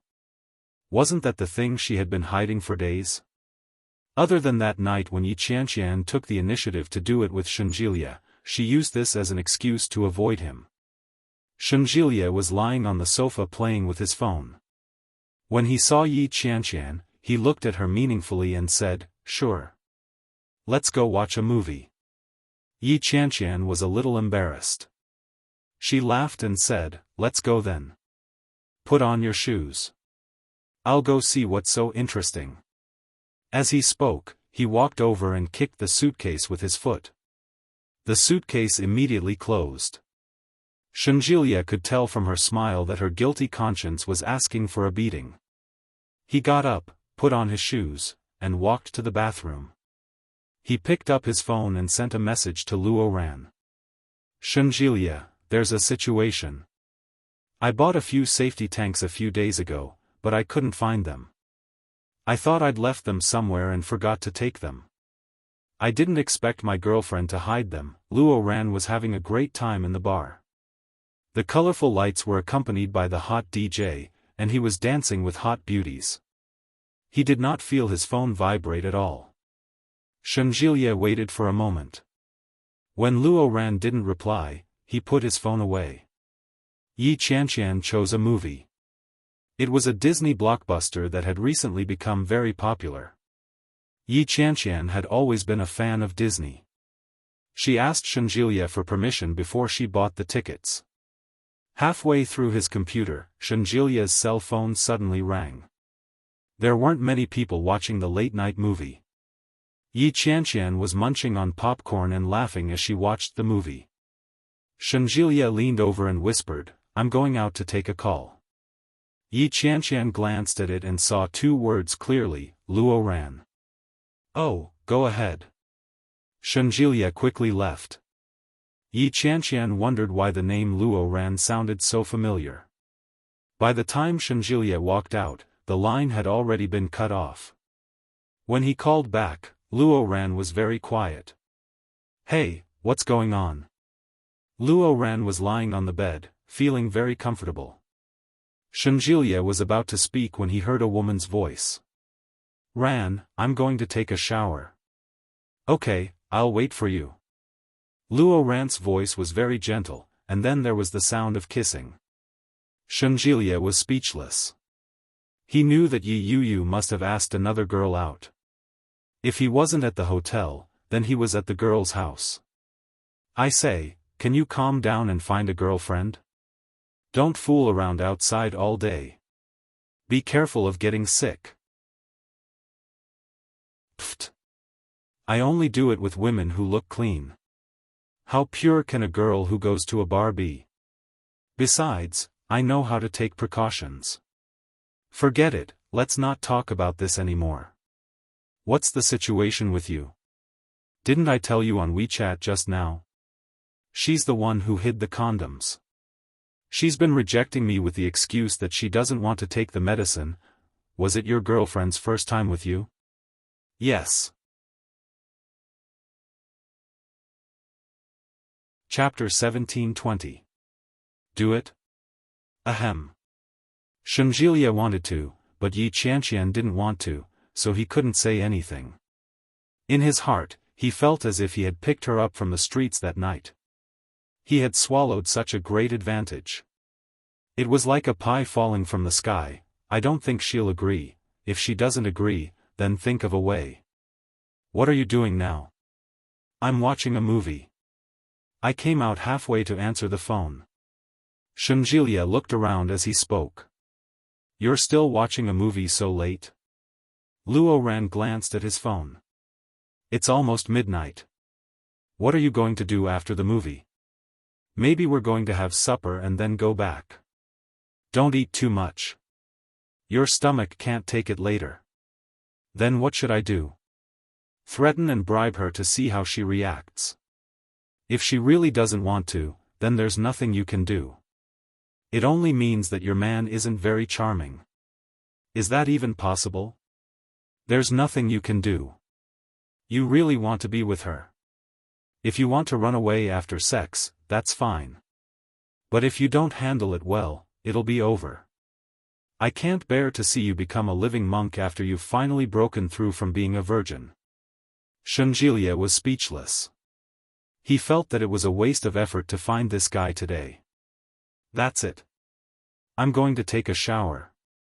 My baby is still waiting for me, Luo Ran said and then hung up the phone. Shunjilie had no choice but to walk back to the cinema in the dark. There were many classic Disney movies with classic themes. This was a romantic love story remade from an anime. The ending was, of course, that the hero and the heroine lived happily together. Shunjilie held her hand. When the movie ended and the lights were turned on, he clearly saw the expression on Yi Qianqian's face. Longing and yearning. Looking at Shunjilie, Yi Qianqian quickly stood up. Ah. Let's go back for supper. What do you want to eat? Let's eat something light. How about porridge? Yi Qianqian tugged at his arm. She was in a good mood. Shunjilie naturally had no objection. The cinema was not far from where they lived, and there were many supper shops nearby. The two of them walked into a porridge shop. Yi Qianqian ordered some barbecue and porridge and ate with relish. It was late at night, and Yi Qianqian didn't dare to eat her fill. She stuffed the rest of the food into Shunjilie's hands. As Yi Qianqian watched Shunjilie eat, she rested her face in her hands and remarked, "This is the benefit of having a boyfriend." It was obvious that Shunjilie was being bullied, but he gladly endured it. He accepted his fate and ate a lot. When he got home, it was already 1 o'clock. When Yi Qianqian got home, she went straight to her room and changed into her pajamas. She brushed her teeth, washed her face, and put on a facial mask to play with her phone. When Shunjilie came out of the shower, Yi Qianqian happened to remove her mask. Yi Qianqian washed her face and put on some lotion before falling asleep. Shunjilie stood outside and looked at Yi Qianqian's room before looking at his own room. Finally, he turned his head and opened the suitcase in the middle of the living room. He picked up a condom and opened it before walking into Yi Qianqian's room. Yi Qianqian hadn't locked the door. When she heard the commotion, she looked over and blinked. Are you sleeping here tonight? Okay, let's go together. What about your room? It's empty. Shengjilie walked over and lifted the blanket off her. He hugged her and hugged her.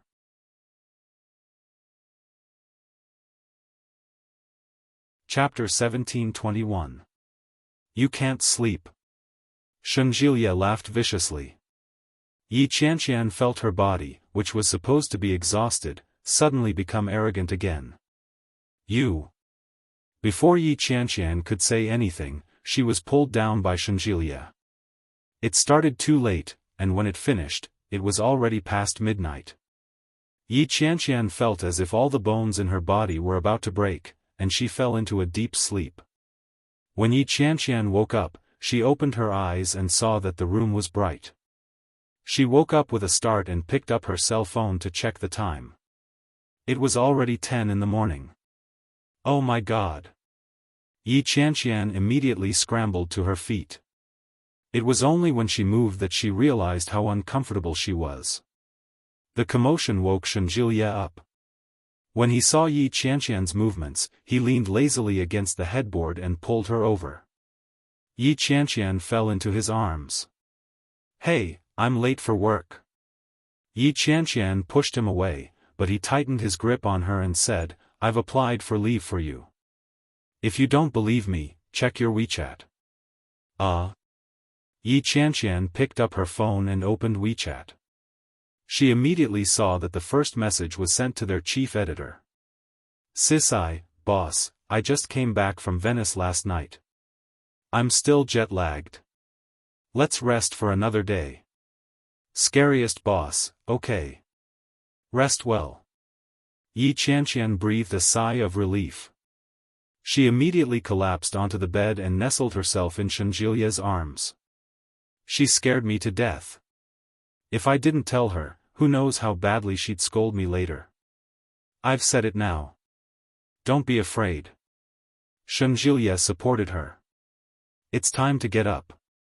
If you continue to sleep, you won't be able to sleep again tonight. Yeah. I'm going to nap a little longer. Yi Qianqian was naked. She pulled up the blanket and closed her eyes. Shengjilie, on the other hand, wasn't so well behaved.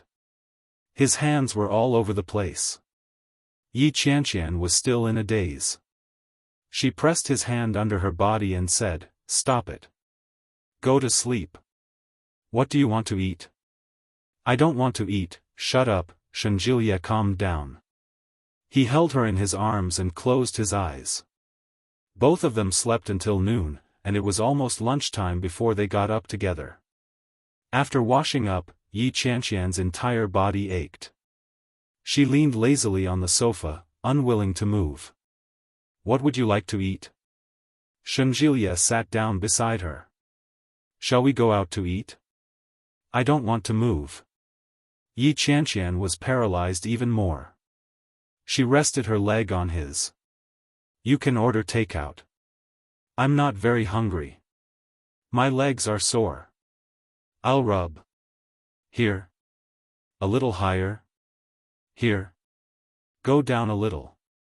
Here. Yes, and my hands and back. Shengjilie gave her a massage and looked at her neck. It was covered with the marks that he had left behind, and it looked somewhat hideous. Yet, he found it pleasing to the eye. He rubbed her back contentedly, and his mind began to fantasize about the future. Last night, he had deliberately delayed the time. What if she was really pregnant? When that happened, Yi Qianqian wouldn't be able to leave even if she wanted to. Yi Qianqian leaned back on the sofa and looked at the expression on his face. She asked suspiciously, What are you thinking about? Such a sinister expression. Shengjilie felt that his naughty thoughts had been exposed, and he immediately became alert. He coughed lightly. What are you thinking about? You have such a handsome face. How is it sinister? Chapter 1722. Tui. Shameless. As Shenjilia pinched it, he leaned over and said, "If I wasn't handsome, would you have taken a fancy to me? TSK, I haven't eaten yet. Don't disgust me. What do you want to eat?" "Anything." Yi Qianqian narrowed her eyes. Just as she said that, her cell phone rang. She glanced at the phone and saw that it was Yi Yuyu. Ever since Yi Yuyu had gotten together with Li Jinnan, she had been living with him. Yi Qianqian was envious of Yi Yuyu. She picked up the phone and answered, "Hello? Sister, are you back in Kingstown? I just arrived last night. What's up?" "Well, I'm going back to my hometown tomorrow. Come with me. Anan has to go home to discuss the wedding with Dad and the guests. I think it'll be better if you're there." Yi Yuyu's belly was growing bigger by the day. The wedding, which was originally scheduled for November, had already begun to take care of the details. By the time November rolled around, Yi Yuyu's belly would be 4 months pregnant. It would be difficult to hide a 4-month pregnant belly. Well, Yi Qianqian wanted to go, but when she recalled that she hadn't been to work for so many days, she declined. Yi Yuyu was a little disappointed. After hanging up, she got up and walked around. Her morning sickness had subsided, but her legs were getting sore. She went to lift the lid of the rice to cool it down. After Yi Yuyu brought the dishes out, the doorbell rang. She looked at the time. It was exactly 12:30 p.m. When she opened the door, Li Jinnan's face appeared in front of her. Yi Yuyu broke into a smile. "You're back?" Li Jinnan took a step forward and gently wrapped his arm around her shoulders. He planted a gentle kiss on her forehead. "Yeah. What are we having today?" "Crispy fried pork ribs and steamed sanfu bao." And soup." Li Jinnan walked in with his arm around her and closed the door. "I'd better call Auntie Zhang back. You're working too hard. I have nothing to do at home every day, so all I can do is cook. In the afternoon, I'll look at the wedding decorations. It's not hard at all." Li Jinnan washed his hands helplessly, but his face was filled with happiness. "You've worked hard, wifey." Yi Yuyu smiled sweetly. She scooped some rice for him and placed it in front of him. Li Jinnan picked up his chopsticks. As he picked up some food, he said, "Mom wants you to stay at home. That way, you'll have someone to take care of you while you're pregnant." Yi Yuyu paused in the act of eating. "Stay at home? Old mansion?" "Yes, Dad has retired recently and has nothing to do at home. Mom has lost a lot of freedom, so I can only ask you to go back to accompany her. I don't think it's a good idea. Isn't your sister-in-law also pregnant? She should be more than 4 months pregnant now. Is she living at home?" "No. But Nanny Rong is at Yushio's place, and the 2 kids are very smart and know how to take care of their mother. You are always home alone, so you will be bored." Yi Yuyu had been struggling lately, especially when she couldn't wake up in the morning. She hadn't even made breakfast. Other than designing the wedding layout, he spent the rest of the afternoon sleeping. When it was past 4 o'clock, she forced herself to buy groceries and cook so that Li Jinnan could have a hot meal when he returned. It was indeed a little tiring, but staying at the old mansion. Chapter 1723. No. Stay at home. It's best if you move back to the old mansion. Mom can stay at home and accompany Grandpa. Yi Yuyu shook her head. "I'm not going. Your mom doesn't like me." "That's not true." Li Jinnan slowly ate his meal. "At that time, we weren't married yet, so she wouldn't agree no matter what. Now that we're married, and we're even pregnant with a grandson, how could she not like you?" "I don't like you." "If that's the case, it can't be considered as liking. I'm just passively accepting it. In any case, I'm not going." Yi Yuyu was traumatized by Qin Shuhua. Especially the last time she had said to her face that not only was she married, but she had also been in prison. How could she want a girl like that? Although Yi Yuyu didn't say it out loud, she still minded what she had said. Li Jinan naturally knew that as well. Yeah, up to you. Yi Yuyu replied, I'll go back to the old mansion when I'm a little older. Why don't you wait until after the wedding? There's still 2 more months. That's enough time for me to do some mental work for my mom. Yi Yuyu couldn't help but nod her head. 2 months wasn't a long time, but it wasn't short either. Yi Yuyu's belly swelled up as if it had been inflated. It had been 4 months. As long as she wore loose clothes, it wouldn't be obvious. But, her face had obviously put on some weight. Her cheeks had become round, and her complexion was rosy and tender. Her skin was especially good. When she woke up early in the morning, she had to get her makeup done. Yi Yuyu was so sleepy that she dozed off as she did her makeup. Li Jinan had spent a lot of money on the wedding. A row of luxury cars stretched from the front of the town to the back. Almost everyone in Yuntown had come to join in the fun. Fang Tongtong was at Yi Qianqian's house. When she saw Yi Qianqian and Yi Yuyu, her face was full of envy. She said, "You're so lucky. All the men you find are so outstanding. Ah.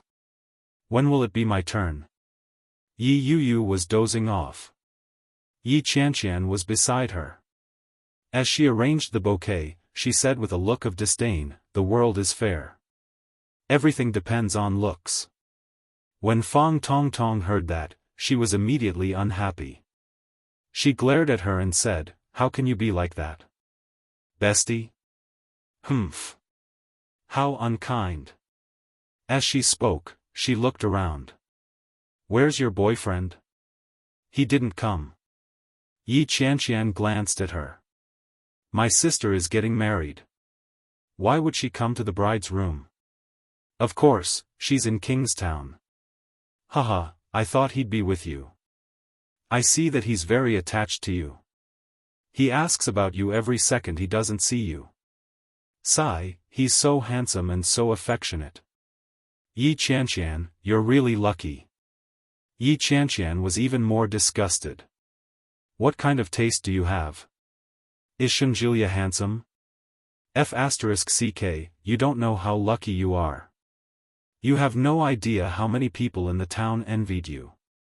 But now, I think they'll be even more envious of your sister. Look at how generous she is." Yi Qianqian tied up the bouquet. When she heard that, she felt a little strange. "I'm not envious of her anymore. I'm envious of Yuyu. Is it because of Li Jinan's extravagance?" However, Li Jinan was indeed very rich. Based on the luxury cars and the extravagant decorations of the wedding, Shunjilia reckoned that it would be hard for him to keep up. Chapter 1724. Yi Yuyu woke up with a start. She looked at Yi Qianqian with sleepy eyes and asked, "Are you here? Can I go home and sleep now?" Fang Tongtong laughed out loud. "No, but your man is indeed arriving soon. Get up and get the makeup artist to touch up your makeup." "Oh." Yi Yuyu sat down and felt much more energetic. Yi Qianqian stuffed the bouquet into Yi Yuyu's hands. Then, the phone on the dresser rang. It was Shunjilia. It was past 8 in the morning. Shunjilia had probably just woken up. "Hello? Has the wedding carriage set off?" "No, the groom hasn't arrived yet." "Oh, when are you coming back? You've been gone for 3 days." Shunjilia sounded a little aggrieved. "I can only eat takeout when you're not around."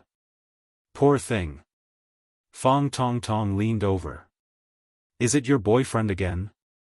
Yi Qianqian couldn't help but smile. She flung Fang Tongtong aside and said, "What do you mean by again? Io, it's only been a few days, and you've made more than a dozen calls a day. If you tie them together, I'll just count you 2. There was a hint of jealousy in Fang Tongtong's voice as she yelled into the phone, "Do you know that you're a good-for-nothing when you're so clingy to women?" Shen Zhilie smiled when he heard that. "What do you mean by promising? Having a woman is already very promising." When Fang Tongtong heard some of it, she was so envious and jealous that she was about to go crazy. "Oh my God, Yi Qianqian, you're so lucky."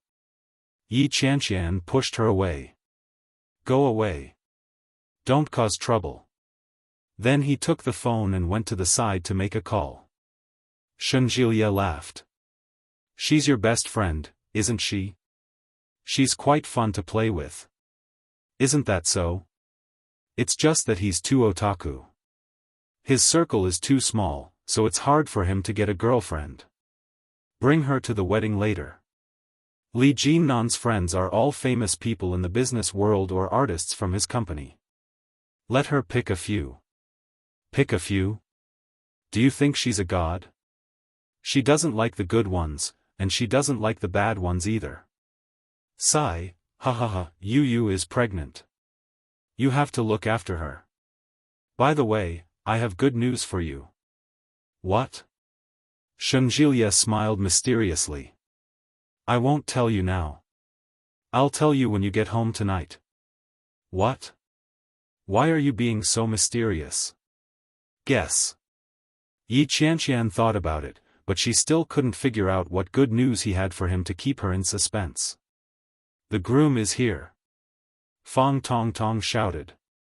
Yi Qianqian looked out the window. When she saw the luxury cars approaching, she said, "Let's not talk about this anymore. The bride is here. Okay, see you later." Bye-bye." "I missed you," Shen Zhilie said softly. Yi Qianqian was caught off guard. Her heart skipped a beat, but she quickly pursed her lips and smiled quietly. She hung up the phone and hurriedly joined the group of bridal sisters. It was Li Jinnan's first time receiving a bride, so he was a little nervous. She heard that when Yu Lily got married, Yi Qianqian had come up with a lot of bad ideas to make things difficult for Ming. She was mentally prepared. First, he gave her a big red packet and said some nice words. Perhaps it was because Yi Yu was pregnant, but unexpectedly, Yi Qianqian didn't make things difficult for him. She quickly released the bride. Yi Yu was led out by Yi Zhenhua. She walked gently, but every step she took seemed to step on Li Jinnan's heart.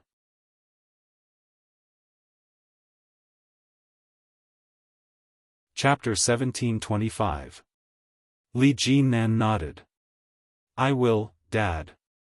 In fact, Li Jinnan had already changed the way he addressed him, but at this time, the meaning of "Dad" was completely different. Yi Zhenhua chuckled. His face was full of emotion. He nodded again and again. Then, he put his daughter's hand in Li Jinnan's and turned to Yi Yu. "Remember to come home often." Although Yi Yu had been married twice, in her previous marriage, other than a marriage certificate, there was no other wedding ceremony, wedding photos, relatives, or anything else. This was the first time she had been treated so seriously. Yi Yu's eyes were burning, and her heart was warm. She looked at Yi Zhenhua and nodded. Yi Zhenhua patted Li Jinnan on the shoulder. "Go." Li Jinnan nodded and held Yi Yu's hand as they walked toward the wedding car. Yi Qianqian watched from the side, and her eyes couldn't help but turn red. Yi Zhenhua was old. His hair had turned white, and his back was hunched. He looked very old. Yi Qianqian walked forward and held Yi Zhenhua's hand. "Dad, I'm still here." Yi Zhenhua smiled. "You'll get married sooner or later. Zhilie is a good guy.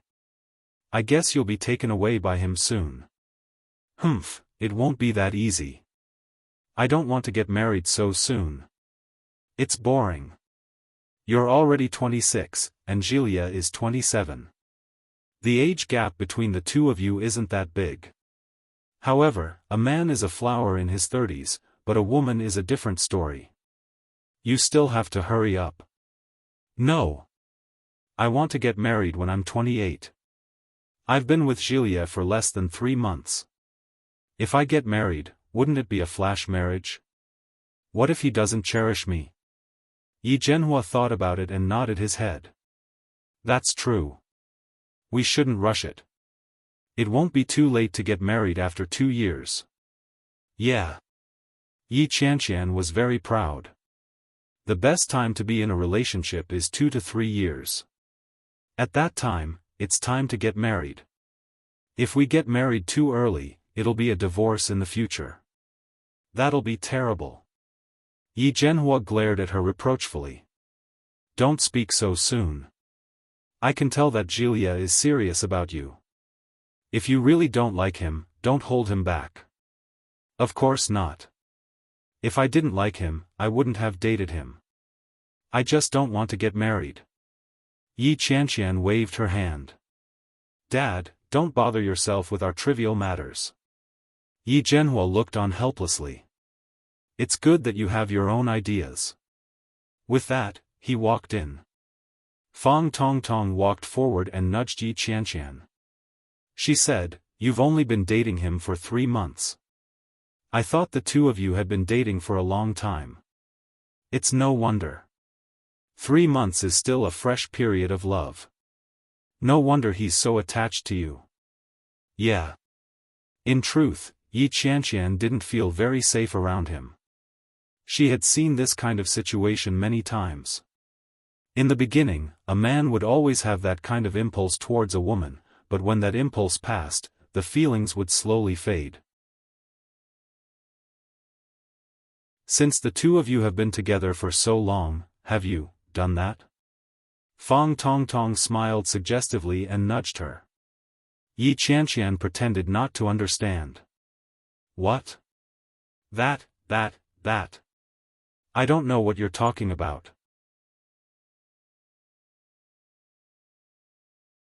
Chapter 1726. That's impossible. Yi Qianqian glanced at her. I know what I'm doing. When she was with Xiaofan, she would never do it with him unless he wore a condom. That was her principle. During this period, she had a tight control over the pace. She refused to do it during the 2 days before and after her period. She refused to do it during the dangerous period, so there was no chance of getting pregnant. This was her responsibility to herself, and also to him. When Fang Tongtong saw Yi Qianqian's expression, she became even more envious. If you can have a man with such a strong personality, why can't I? Because you're ugly. Fang Tongtong almost jumped up and strangled her. Get lost. Yi Qianqian laughed out loud. Let's go to Kingstown. Yi Yuyu's wedding was very grand. It was not only a happy occasion for Li Jinnan, but it was also a happy occasion for the entire Li family. Many high-ranking officials and dignitaries came just for the sake of old Master Li Sun's reputation. As a result, they received a lot of gifts. Because many of the guests were elders, Li Jinnan had to personally welcome them to show his courtesy as a junior. Because Yi Yuyu was pregnant, Li Jinnan chased her in after standing outside for a while. Li Sicheng and his family arrived late. Li Mosen and Li Jianyue walked side by side. One was calm and quiet like a little adult, while the other was lively and innocent. Li Jianqian, who had just returned from the capital for the summer break, held Su Qianxi's hand and walked slowly. As he walked, his eyes were fixed on his mother's stomach. Li Sicheng held his wife's arm. When he saw his son's expression, he said impatiently, "Be careful, or your sister will kick you." When Li Jianyue heard that, she turned her head and blinked. She walked over with a smile and raised her little foot at Li Jianqian. "Big brother, I'm going to kick you." Li Jianqian held her back. "Daddy wasn't talking about you. He was talking about the little sister in Mommy's stomach." "Why? How can you tell it's a little sister?" Li Jianyue widened her eyes and looked closer. "I didn't see a little sister. I only saw Mommy's stomach." Li Jianqian couldn't help but smile. "How can you tell?" You have to give birth to it to see. Oh. Then how did Big Brother know it's a little sister? Dad said so. How did Dad know? Li Jianhua turned her curious gaze to Li Xicheng. Li Xicheng's expression did not change. He glanced at his daughter and slowly said, because Daddy hopes that the little baby in Mommy's belly is a little girl as cute as Ursu. Li Ursu nodded in understanding and said, but father, didn't you say that we will only know when mother gives birth? What if she gives birth to a little brother? Does Ursu like little boys? Su Qianxi bent down and touched her daughter's little head. Li Jianhua nodded. Yeah, Ursu likes little brother. I think little brother will definitely be like dad and little uncle in the future. He will be a very good brother. Brothers are not one, they are a pair. Li Jinan came up and rubbed the little girl's fluffy head. Then he looked at Su Qianxi's belly. Sister-in-law, your belly is growing so fast.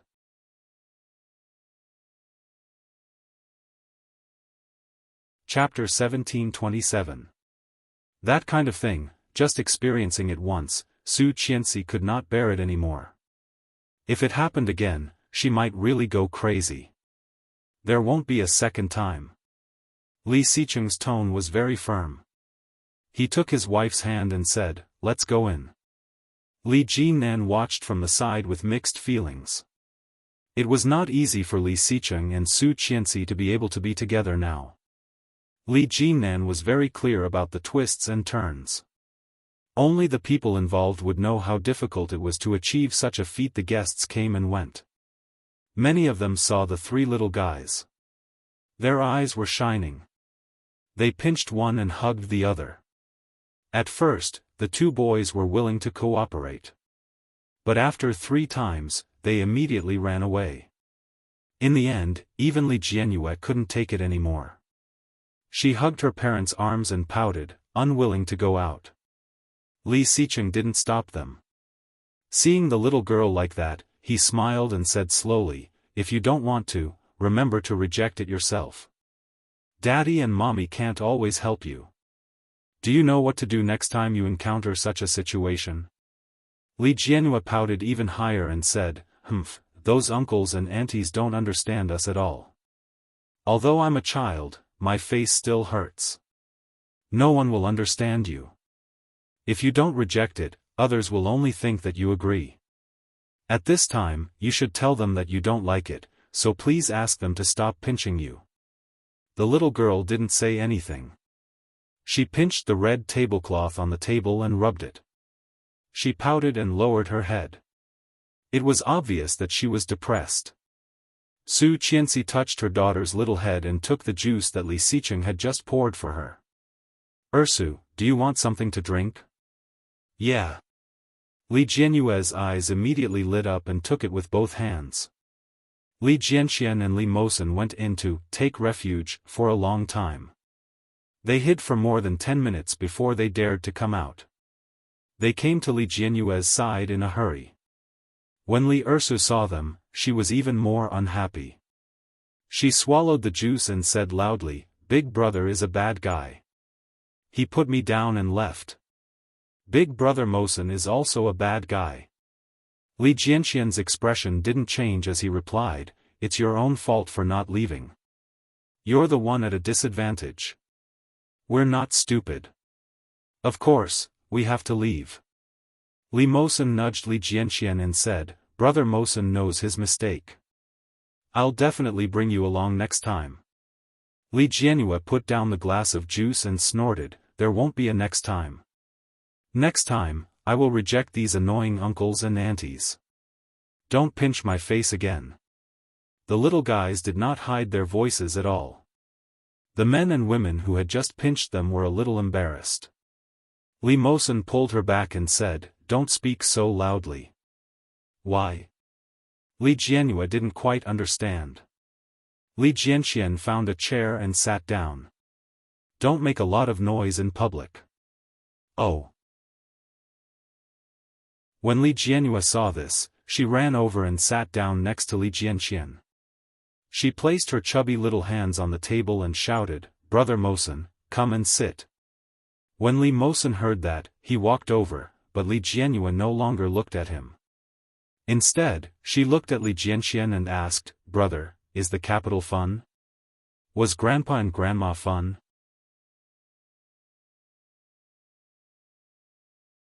Chapter 1728. Oh, are there little girls to play with? No, you can't play with little girls. Li Jianxian poured a glass of juice for himself and then poured some for Li Jianyue. Why are you so perverted? You actually asked your brother to play with little girls. I'm not perverted. Li Jianyue took the juice, her chubby little face filled with anxiety. With a little girl like me to play with, I'm sure he won't be bored. After all, I'm so cute. I'm a little princess. Li Jianxian looked disgusted. A little girl like you is too annoying. I don't want to play with you. Li Jianyue was angry. Her little face puffed up as she said, "How can you say that, brother? It's too impolite." Do you know what impolite means? It means impolite. Wrong. Li Jianxian threw a look of disdain at Li Jianyue. Who taught you that? Li Jianyue was unconvinced. She put her hands on her waist and said, "Brother, you're lying. If that's not what it means, then what does it mean? Impolite means losing etiquette. Etiquette is etiquette, and politeness is politeness. Politeness is a basic quality, and etiquette is a personal accomplishment. It's not the same." Li Jianyue didn't understand that. When she heard what Li Jianxian said, she was confused. She looked at Li Jianxian with wide eyes and asked, "Brother, did Grandpa and Grandma teach you this too?" Li Jianxian nodded and said, "Grandma knows a lot. Grandma can also dance, play the piano, and sing. Grandpa taught me archery and horse riding." Wow! Li Jianyue's eyes lit up. Brother can even ride a horse in the capital. Yeah, it's a pony. Grandpa specially bought it for me. He keeps it at the back of the yard. I often ride a horse there. Sometimes the brother next door comes back to play with me. We shoot together, swim together, run together, and compete in other things. It was rare for Li Jianxian to speak so much in one breath. Li Xicheng also looked over. However, the little fellow didn't realize that his father was looking at him. He happily shared his life in the capital with his sister and continued, "It's not just about these competitions. We also compete in academic results. During the exam, if I'm not the first, then he's the first. He's very good." Wow, brother, what brother are you talking about? A brother older than brother? Yes, 2 years older than me. Is that older brother also in the 3rd grade? Yes. Li Jianxian nodded, and there was some pride in his eyes. I am the youngest in our class. I think I can skip a grade next year, Dad. As he spoke, he looked at Li Xicheng. I want to skip a grade. No. Li Xicheng's words stopped all his thoughts. Li Jianxian was a little surprised. At the same time, he was a little unwilling and asked, "Why? You can study, but you can't skip grades. You're the youngest in your class, but what about your height?" Li Jianxian said matter-of-factly, "Of course, he's the youngest. How's your relationship with your classmates?" Li Jianxian choked on his words. He thought for a moment and said, "It's fine as long as I have fun with Chu. Why don't the other students play with you?"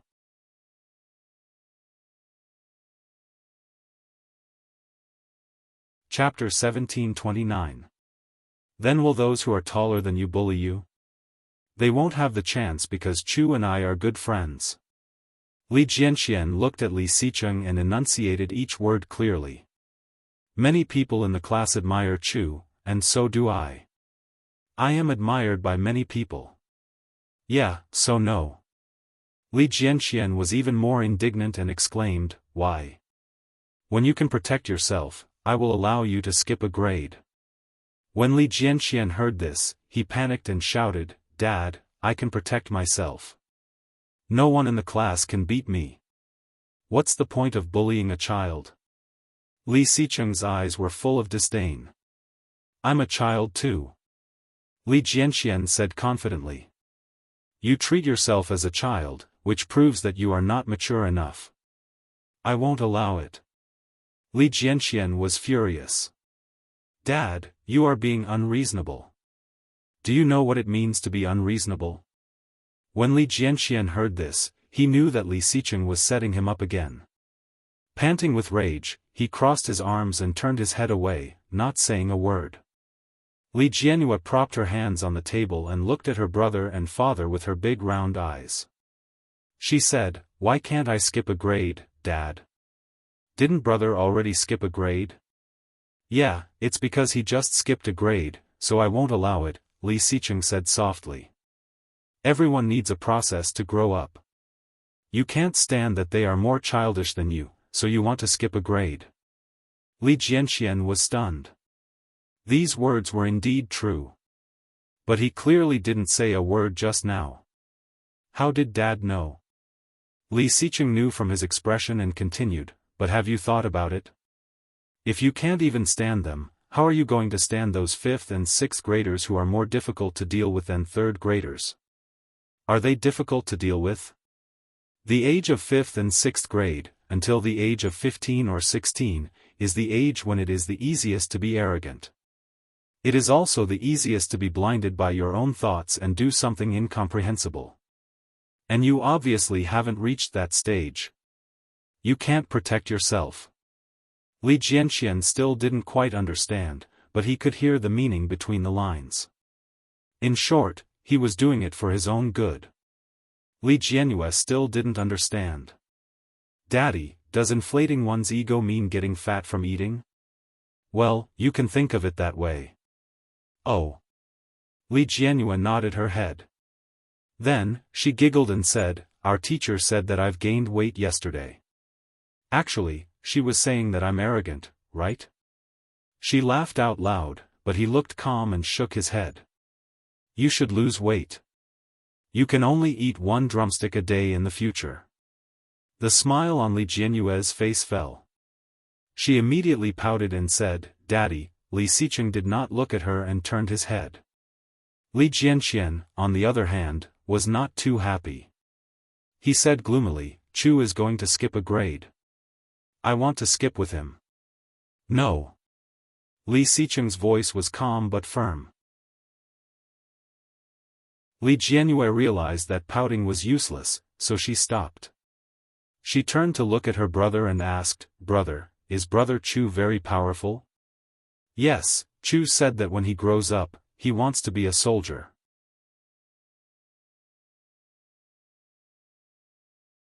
Chapter 1730. No, Uncle is in the army. Chu said that he wants to be a special forces soldier and a sniper when he grows up. Li Jianrui's eyes lit up. Snipers shoot from the rooftop, right? I know. Great-grandfather told me that snipers are very powerful. They can shoot through a poplar tree within 100 steps. They can also shoot birds on the ground and fish in the water. I heard that they can even survive in the wild. They are very powerful. Su Qianxi couldn't help but smile as she watched her chubby daughter dance. Li Jianxian replied, That's called shooting through a poplar tree. And why would a sniper shoot birds? No one's shooting range is that far. Why would a sniper catch fish? Are you sure it was great-grandfather who told you that? Li Jianrui blinked and thought for a moment before saying, I don't know, Snipers don't shoot birds from the rooftop. They can stand very far away to shoot and control a bad guy. Not just from the rooftop, they can also be in the trees or in the mountains. The Special Forces soldiers are the most elite and the most outstanding among the soldiers who protect the country. Li Jianxian's face was full of yearning. As he spoke, he didn't forget to look at Li Xicheng. Li Jianxian was looking forward to his reaction. Su Qianxi, who had been listening to her son, could see it. Naturally, Li Xicheng could see it too. Li Xicheng glanced at his son and didn't respond. Li Jianxian felt a little uneasy and said, "Dad, can I be a soldier when I grow up?" "Be a soldier? Of course you can." If Li Xiao or Captain Li heard this, they would probably go crazy with joy. Even in their dreams, they wanted their sons to join the army, but Li Jinan had retired early. What was even worse was that Li Xicheng had never even been in the army. The two old guys were always saying, "Men of the Li family, men of the Li family." When Li Xicheng heard this, he nodded slightly and said, "Yes, but you have to change your bad habits first." "What bad habits do I have?" "You don't realize that you have a bad habit." "That is a bad habit." Li Xicheng pressed on the top of his head. "Today is your uncle's wedding. When we get home, I'll analyze why I said you have a bad habit." Li Jianxian was still looking forward to it, but he was a little disappointed when he heard that. In the end, his gaze fell on the huge wedding photo in the distance. So pretty. Yi Yuyu was dozing off in the bridal room. She was clutching a bouquet of flowers as the makeup artist touched up her makeup. The sister legion was powerful, but they had also gone out to greet the guests. Yi Qianqian looked at Yi Yuyu from inside. It was really inconvenient to get married while pregnant. While everyone else was busy, Yi Yuyu was secretly dozing off. In front of her, there would definitely be people criticizing the bride for not going to greet the guests. If this became a topic of gossip, she would probably suffer in her husband's family in the future. "It's ready. The guests are almost all here. It's almost time. Is the bride ready?" When Yi Qianqian heard that, she quickly went forward to pull Yi Yuyu up and said, "Oh, my dear bride. This is the only wedding you'll ever have in your life. You should cherish it. Hurry up. Everyone's waiting for you outside."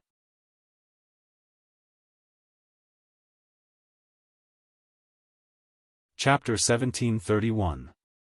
Everything was under Li Jinnan's control.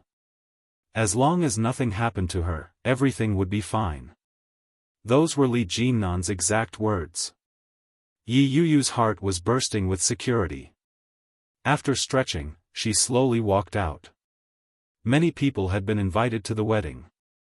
Sacred music was playing. Surrounded by beautiful women, Yi Yuyu slowly walked the red carpet. Li Jinnan looked at her from afar, and the corners of his lips slowly turned up. Yi Yuyu's figure was voluptuous. Her head was covered with a romantic white veil. Everyone around her was looking at her with envy. Li Jinnan had given her everything she had never enjoyed before. She was happier than anyone else. Yi Qianqian saw Yi Yuyu's blissful expression in the crowd. Her expression was a little complicated. Suddenly, she felt a warmth around her waist, and it tightened. Yi Qianqian jumped in fright. She looked back and saw Shenjilia's face. Shenjilia leaned over and pulled her into his arms. He looked at Yi Yuyu and said, "God is fair." Yi Qianqian's emotions calmed down. She turned to look at the happy newlyweds. Yes, the heavens are fair. The amount of suffering one can endure determines the amount of happiness one can receive. Yi Yuyu is worth it. When Shenjilia saw that she didn't speak, he hugged her even tighter and whispered, "Are you tired?" Yi Qianqian leaned into his embrace and held his hand with both hands. She gently shook her head. "I'm just hungry. Let's go get something to eat. They haven't said their vows yet." "I'm not going. Let's wait a while." Shenjilia and Yi Qianqian didn't move much, but the people around them couldn't help but look over. Yi Qianqian blushed under the stares. She squeezed Shenjilia's hand. "Let go. They're all looking at us. Let them look. It's fine." Shenjilia didn't let go. Instead, he picked her up. "The air conditioner is too low. I'm cold." "You're shameless." Yi Qianqian felt too embarrassed to face anyone. She lowered her head. "Aren't you embarrassed?" Why is it embarrassing for me to hug my own woman? Shenjilia buried his face in the crook of her neck. Don't be afraid. It's not like you're hugging someone else's wife. That won't do. What if I change boyfriends in the future? That would be terrible. Shenjilia tightened his grip and said in a low voice, "You're so fickle. Do you think I won't bite you? Bah! Go ahead and bite me." Yi Qianqian didn't believe that the man could be so thick-skinned in front of everyone in the hall. The corners of Shenjilia's lips curled up, and he nibbled on her ear. Yi Qianqian exclaimed in surprise. Her exclamation attracted everyone's attention. When she felt the gazes of everyone around her, she was so embarrassed that she wanted to dig a hole in the ground. She gave Shenjilia a hard shove and immediately turned to leave. Shenjilia hurriedly followed her, but Yi Qianqian disappeared into the crowd in no time. Shenjilia smiled. He was actually quite pleased with himself. You want to change boyfriends? No way. I'm willing. When Yi Yuyu finished speaking, the crowd erupted in cheers. Kiss me, kiss me, kiss me. The cheers made the atmosphere so heated that it was easy to empathize with them. Shenjilia looked up and couldn't help but sigh. He muttered to himself, "How blissful, you're almost there too," a female voice said. Shenjilia turned his head. It was Fang Tongtong. Fang Tongtong giggled and leaned over. "Where's Qianqian?" "She ran away." "Ha ha ha. Why did she run away?" "You must have done something wrong. But aren't you guys almost there too?"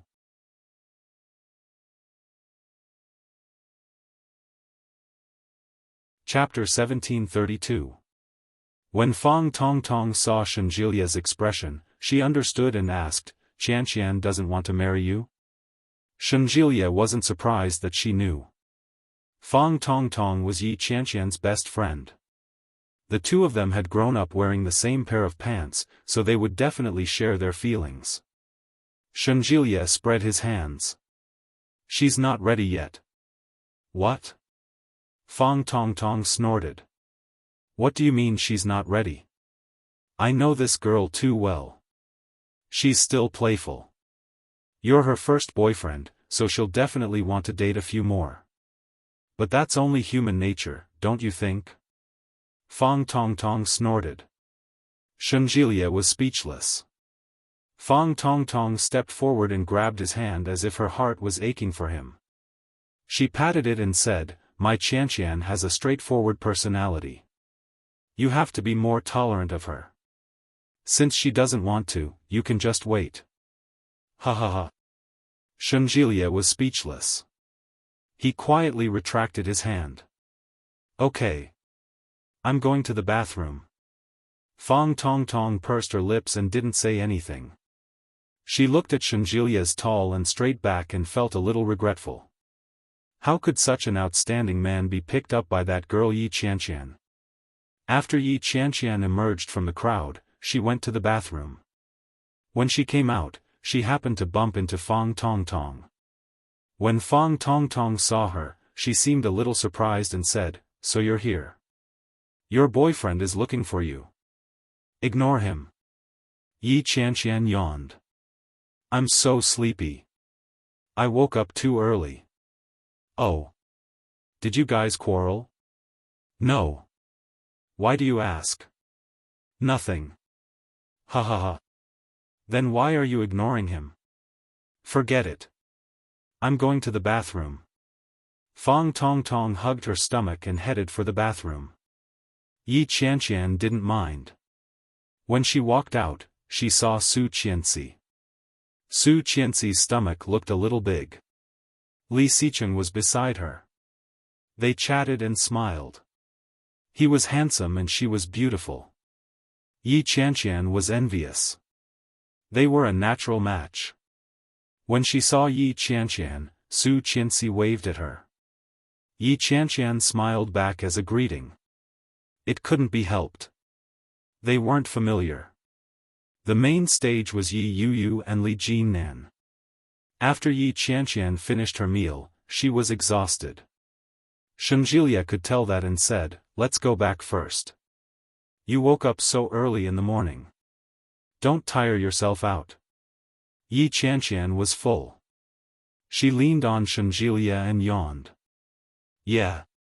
But today is my sister's wedding. Your sister is getting married, not you. Your sister has already left. I'll go take a look. I don't think I need your help anymore. If you don't need it, we'll leave." "Okay, then I'll go to the bathroom." "Again? Didn't you just go there? Maybe my kidneys are weak." Yi Qianqian laughed to herself. She got up and headed to the bathroom. Shenjilia didn't know what to say. He looked at it for a moment, and after confirming that there was nothing he could do to help, he bade farewell to Li Jinan and left. After Yi Qianqian went to the bathroom, she sent a message to Fang Tongtong. The gist of it was that she was leaving first and that Fang Tongtong should be careful. However, Fang Tongtong sent him a few question marks the moment he sent it. "Tongtong of the 900 million maiden dreams, ah.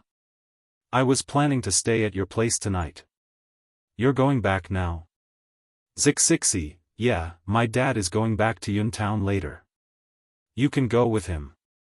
"Tongtong of the 900 million maiden dreams, I'm going to play in Kingstown for a few days. Bring me along. If I don't stay with you, I'll have to stay in a hotel."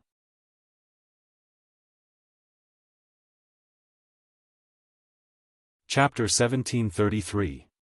Tong, I remember you have an empty room at your place. Hehe, it's mine for the next few days. She didn't really want Fang Tongtong to move in. After all, they were a couple.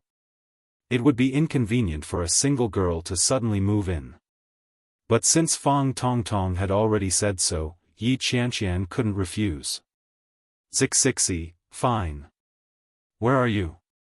I'll wait for you at the entrance of the hotel." Tongtong with 900 million maiden dreams, Shenjilia had driven there himself. He picked up the two girls from his car and drove in the direction of his home. Once Fang Tongtong got into the car, she lay down in the back seat and wailed, "I'm so tired. Oh my God, I'll probably be even more tired when you get married." "Ah." When Shenjilia heard that, he glanced at her through the rearview mirror and frowned. Yi Qianqian leaned against the side and chuckled when she heard that. "You won't die of exhaustion. When you find a partner, I'll be as tired as you unless you're not getting married." "That won't do. I have to get married. Sigh, I just don't have a partner." Fang Tongtong scratched her head. "Oh, Shen, do you have any outstanding young men around you? Introduce them to me. I do have outstanding ones, but there aren't many unmarried doctors at our age." "Are all the people you know doctors?" "Yes, colleagues."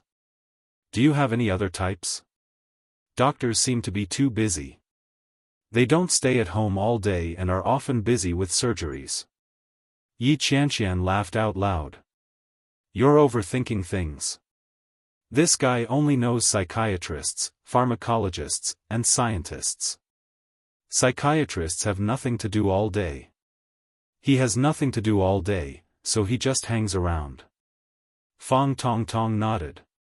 "That's fine. Okay. I'll keep an eye out for you later," Shenjilia replied casually. He stared ahead and drove steadily. Yi Qianqian could tell that Shenjilia wasn't in a good mood. She glanced at him and asked, "Are you in a bad mood?" "No, I'm just thinking about some things," Shenjilia replied without looking at Yi Qianqian. Yi Qianqian felt a little strange. Shenjilia rarely acted like this. A pair of eyes stared straight at him. Shenjilia seemed to feel it too. He looked over and raised his eyebrows slightly. Yi Qianqian looked away in disgust and closed her eyes. By the time he got home, Yi Qianqian had already slept for quite some time. Fang Tongtong woke her up with a roar. "We're home." Yi Qianqian was shocked and looked around. Shenjilia frowned in displeasure. Why are you bothering her? Fang Tongtong stuck out her tongue. You'll spoil her like this. You'll be the one to suffer in the future. Shenjilia went to the front passenger seat to open the door and let Yi Qianqian in. When she heard Fang Tongtong's words, she pursed her lips and said, "It's best if I'm the one who suffers." When Fang Tongtong heard that, she couldn't take it anymore. She clutched her chest and said, "Oh my God! You're such a great boyfriend. Qianqian, you better cherish him." Yi Qianqian was so sleepy that she couldn't open her eyes. When she heard Fang Tongtong's loud voice, she also looked sleepy. "I'm sleepy." Shenjilia supported her as they walked inside. Yi Qianqian stumbled as she walked. Shenjilia picked her up and pressed the elevator button. "TSK. You're so strong. Did Shen train before? He likes to work out when he's free. He's very strong." Yi Qianqian leaned against him without a hint of guilt.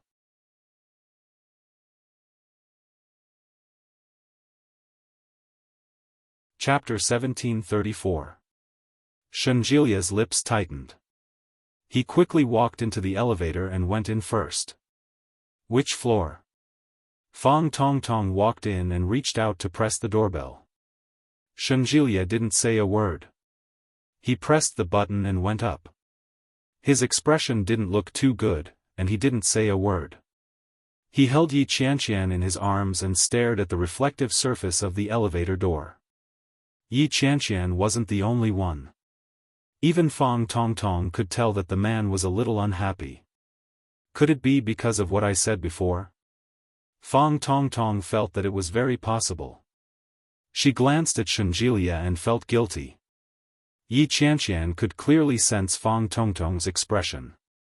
She pursed her lips and narrowed her eyes, pretending not to see anything. Ding! The elevator arrived at the station. Shenjilia carried Yi Qianqian out first, and Fang Tongtong naturally lagged behind. After Yi Qianqian was put down, Shenjilia opened the door, turned on the lights, and walked in. Yi Qianqian turned her head and said, "Come in." Fang Tongtong stuck out her tongue and quickly caught up to her. She whispered, "Is your boyfriend unhappy?" "Looks like it. He might be in a bad mood." "Why?" "Who knows? It's always like this. It's always strange." Fang Tongtong looked a little uneasy and said, "It can't be because of me, can it? Does he not welcome me staying at your place? Why don't I find a hotel to sleep in?" Yi Qianqian's expression didn't look too good. She angrily said, "Why would you find a hotel? Just sleep here. He's not such a petty person. There must be something else. It's not because of you. Come in." Fang Tongtong shook her head. "Forget it. I'd better leave." Fang Tongtong. Yi Qianqian was furious. She reached out and pulled her in before closing the door. Fang Tongtong was pulled in. The first thing she did was look for Shenjilia. "Where is he?" Yi Qianqian didn't notice that she was looking for him. She asked, "Are you taking a shower?" I didn't bring any clothes. Do you have any?" Fang Tongtong was still wearing her bridesmaid's outfit. It was a pretty little gauze gown with silicone patches underneath. It was a last-minute decision to stay in Kingstown, so there was no change of clothes. "I do, but I've worn them all before. I don't have any new underwear." Yi Qianqian glanced at her. "I can get you a set of pajamas. It doesn't matter. It's not like I didn't wash it. Just wear it again." "No, I have a boyfriend. You can wear pajamas, but not underwear." Yi Qianqian had always been straightforward, so Fang Tongtong immediately understood what she meant. She nodded her head and didn't say anything. When Yi Qianqian walked into her room, she immediately saw Shenjilia standing by the window. When Yi Qianqian saw Shenjilia, she couldn't help but feel angry.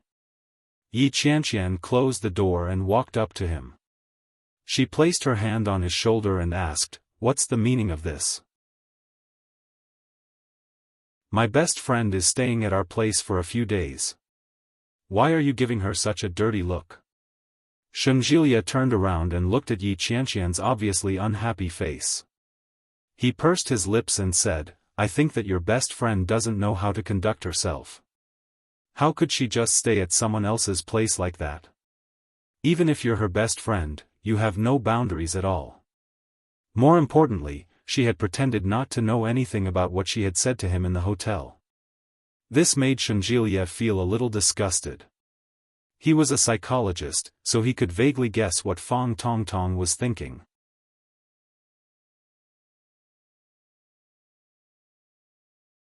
Chapter 1735.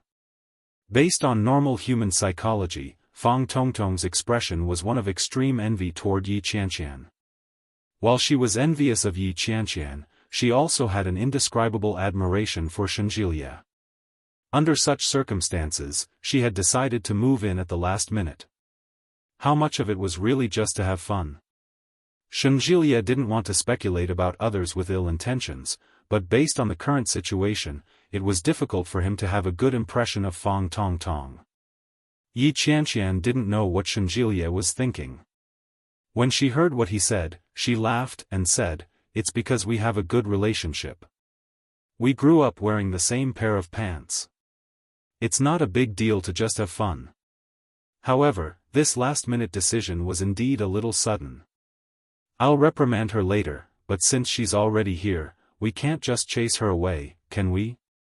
Shengjilia pursed his lips and didn't say a word.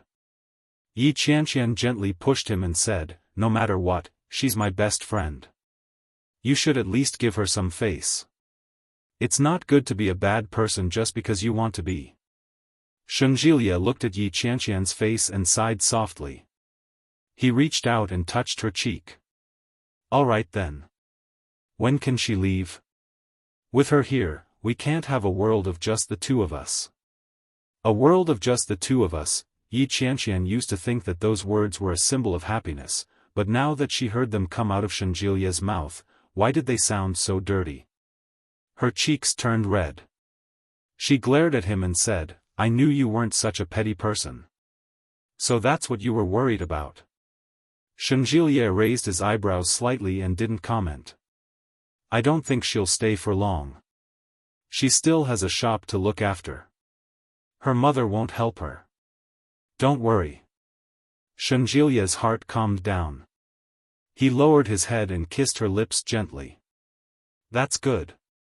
Yi Qianqian instinctively turned to look, but Shengjilia immediately hugged her and kissed her lips again, deepening the kiss. It had been a few days. Yi Qianqian had been accompanying Yi Yuyu to her wedding. Li Jinan couldn't see Yi Yuyu, and Shengjilia couldn't see Yi Qianqian either. Only God knew how he had survived the past few days. Now that there was an uninvited guest in the house, he would have to behave himself for a few more days. Yi Qianqian missed him dearly, too. She hugged him and responded gently, but she didn't forget to glance at the door. Yi Qianqian did not close the door.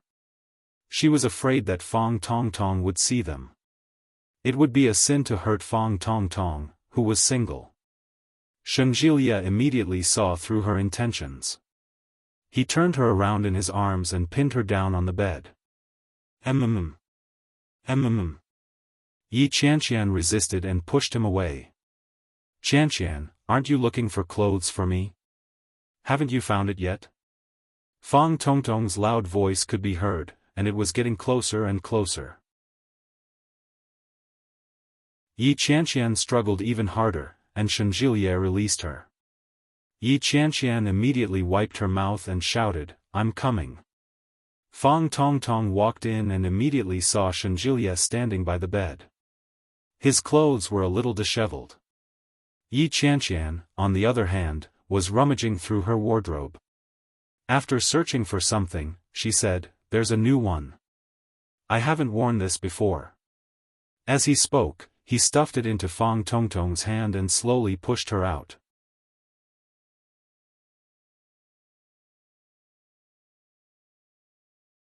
Chapter 1736.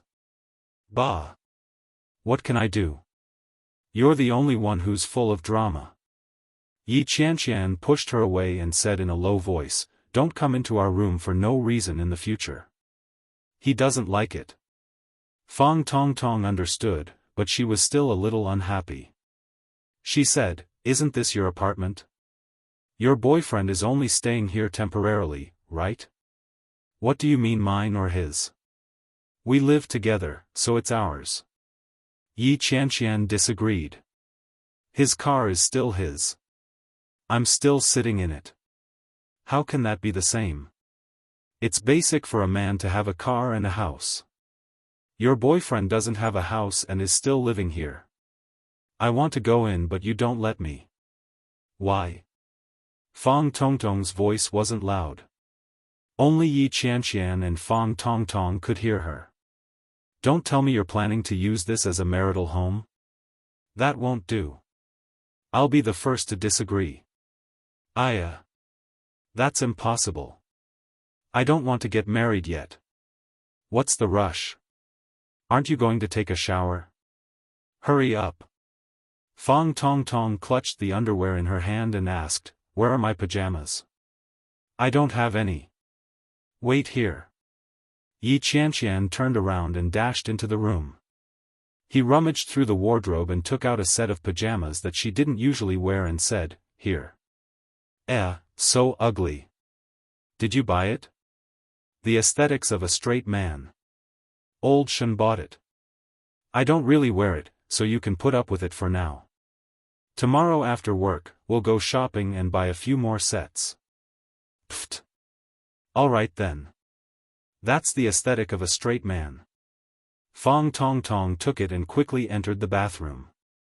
However, he held the pajamas that Yi Qianqian had just handed to him with both hands and compared them in the mirror. It seemed not bad. Yi Qianqian finally finished serving Fang Tongtong and returned to her room to remove her makeup. Shenjilia was sitting on the edge of the bed with a cell phone in his hand. It looked like he was chatting on WeChat.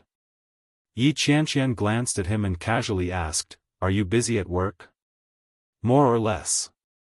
Shenjilia looked down at his phone and typed. "Still working?" "No, I'm chatting with Luo Ran." Shenjilia switched off the screen. "Is she taking a shower?" "Yes. I'll go pack up the gym equipment. You can ask her to sleep there later." Shenjilia stood up and went to his room. Ever since Shenjilia and Yi Qianqian shared the same room, Shenjilia had converted the guest bedroom into a mini gym. The tools were a little crude, but they had everything a man needed to train his muscles. There were still a lot of things. When Shenjilia walked in and picked up his phone again, he saw that Luo Ran had replied to a few voice messages. Luo Ran's voice came through. "I think you're thinking too much. If you don't like that girl, just stay away from her. But she's your girlfriend's best friend, so don't make things too awkward. Besides, isn't this a good thing for you? You can show off your skills in front of your best friend. Didn't you say that your girlfriend didn't want to marry you? Have you heard of this saying? If you want to settle a woman, you have to settle her best friend first. Look, once your best friend is settled, all you have to do is get some air and everything will be settled. You're so wary of a girl and you're still acting like a bad guy. Who wouldn't have a problem with that? You can't play like this. No matter what, you should build a good relationship with her."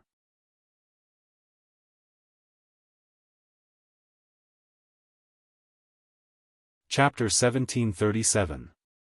Luo Ran sent a series of voice messages, and Shenjilia felt that it made sense. When it came to this matter, Luo Ran was the expert. In the capital, Luo Ran was also a well-known relationship expert and friend of women. After thinking about it, Shenjilia replied, "Well, it takes two hands to clap." Luo Ran replied, "Isn't it over? If you serve the girl well, are you afraid that you can't handle your girlfriend?" Shenjilia was convinced. At that moment, he felt that he was a little paranoid. He sent Luo Ran a goodbye message and began to exercise. These sports equipment were added during the time that Shenjilia moved in. It wasn't a lot, but it wasn't a small amount either. After moving for about 10 minutes, he finally emptied the space near the bed. Qianqian, you can put the quilt that you washed previously. It's done, Shenjilia said.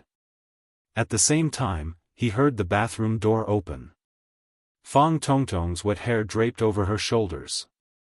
Her thin pajamas were soaked, and Shenjilia could vaguely see something that he shouldn't have seen. Shenjilia was shocked. He immediately looked away and turned to enter his room. When he turned his head, he realized that she was wearing the pajamas that he had bought for Yi Qianqian. The silk pajamas were expensive. Moreover, the pajamas were chosen by his grandmother. Shenjilia had bought them after she sent him a picture. Why was Fang Tongtong wearing them now? Shenjilia frowned and couldn't help but turn his head to take another look. The light green silk pajamas had been left there for a while, and there were some creases on them. It was the set that his grandmother had chosen. Yi Qianqian saw it and tugged at Shenjilia. What are you looking at? When Fang Tongtong heard that, she also turned her head to look. Yi Qianqian saw the look on her face and said, Don't you know how to dry your hair? Here. She threw a dry towel at Fang Tongtong. Fang Tongtong took the towel and put it on her head. Shenjilia's lips tightened. He turned around and didn't say anything. After flipping through his clothes, Shenjilia quickly entered the bathroom. However, Fang Tongtong's clothes were hung in the place where they used to hang their clean clothes, and the dirty clothes basket was empty. Shenjilia's expression darkened. He picked up her clothes and threw them into the dirty clothes basket. But just as she picked up a dress, a strapless bra fell out. Looking at the cup size, it was a little bigger than Yi Qianqian's. No, double? Twice. Shenjilia stared at it blankly for a moment before using the dress as a cushion to toss it into the laundry basket. But halfway through, he changed his mind and threw it into the wash basin. The sound of running water could be heard from the bathroom. When Yi Qianqian heard it, she glared at Fang Tongtong and asked, Are you still wet? You didn't use a towel? No. I don't know which one is yours, so I didn't use it. Fang Tongtong appeared to be in a good mood. As she dried her hair, she said, But your house is pretty clean. I thought you'd make a mess out of it. Old Shen took care of it. Yi Qianqian was in a good mood. She replied, I'm getting lazier and lazier. Old Shen loves cleanliness. When he's free, he cleans up the room and cooks. Damn, you're too lucky. How did you manage to make him so obedient? The corners of Yi Qianqian's lips turned up. She couldn't hide the smile on her face as she said, Perhaps, he really likes me.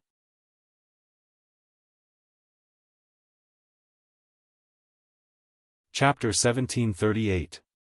Yi Qianqian knew that Fang Tongtong would say that. Ever since they got to know each other, Fang Tongtong seemed to be envious of her. Everyone had their vanity, especially in front of their best friend. Fang Tongtong had very high standards. Yi Qianqian was extremely pleased to receive such affirmation from her. The corners of his lips curled up as he said happily, You can also find a man who can give you happiness. Sigh. Fang Tongtong sighed. How can I be so lucky? Outstanding and devoted men are as rare as phoenix feathers and unicorn horns these days. It's really not that easy to find one. You're lucky to have met Old Shen. Someone like me might have to stay single for the rest of my life. Of course not. Don't be so pessimistic. It's fine as long as it's fated. Fang Tongtong sniffled. With an aggrieved look on her face, she said, I think I might really have to. People like me aren't good-looking, have high standards, and are incapable. You, Qianqian, sometimes I really envy you. You're pretty and capable. You're able to establish yourself in Kingstown and have a good income. You're amazing. Bah, you just haven't tried it yet. You can try it too. Yi Qianqian had always felt that it was a waste of Fang Tongtong's talent to hide in the tiny Yun town. When Fang Tongtong heard that, she smirked. Am I right? You think so too? Pretend I didn't say anything. Ha ha ha. But you really look like your sister.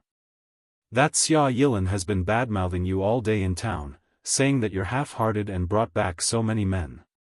It was only when your sister got married that she found out that the people she saw were actually your sister and brother-in-law. I'm dying of laughter. What a slap in the face. So, she really did see it. It's just that the person who saw it wasn't me. I get it. This rumor-mongering mouth should be punished. By the way, are you and your boyfriend going to work tomorrow? Where am I going to play alone? Are there any fun places in Kingstown? Oh. Yi Qianqian blinked her eyes. Didn't you want to come to Kingstown to play? I've already prepared a strategy for you. When do you get off work? 6:00 in the afternoon. Where's Shen? His working hours are more flexible. I don't know when he gets off work. Anyway, I can have dinner at home every day. Old Shen even knows how to cook. Wow, you're so lucky. Fang Tongtong's face was full of envy, jealousy, and hatred. This won't do. I must try old Shen's cooking tomorrow.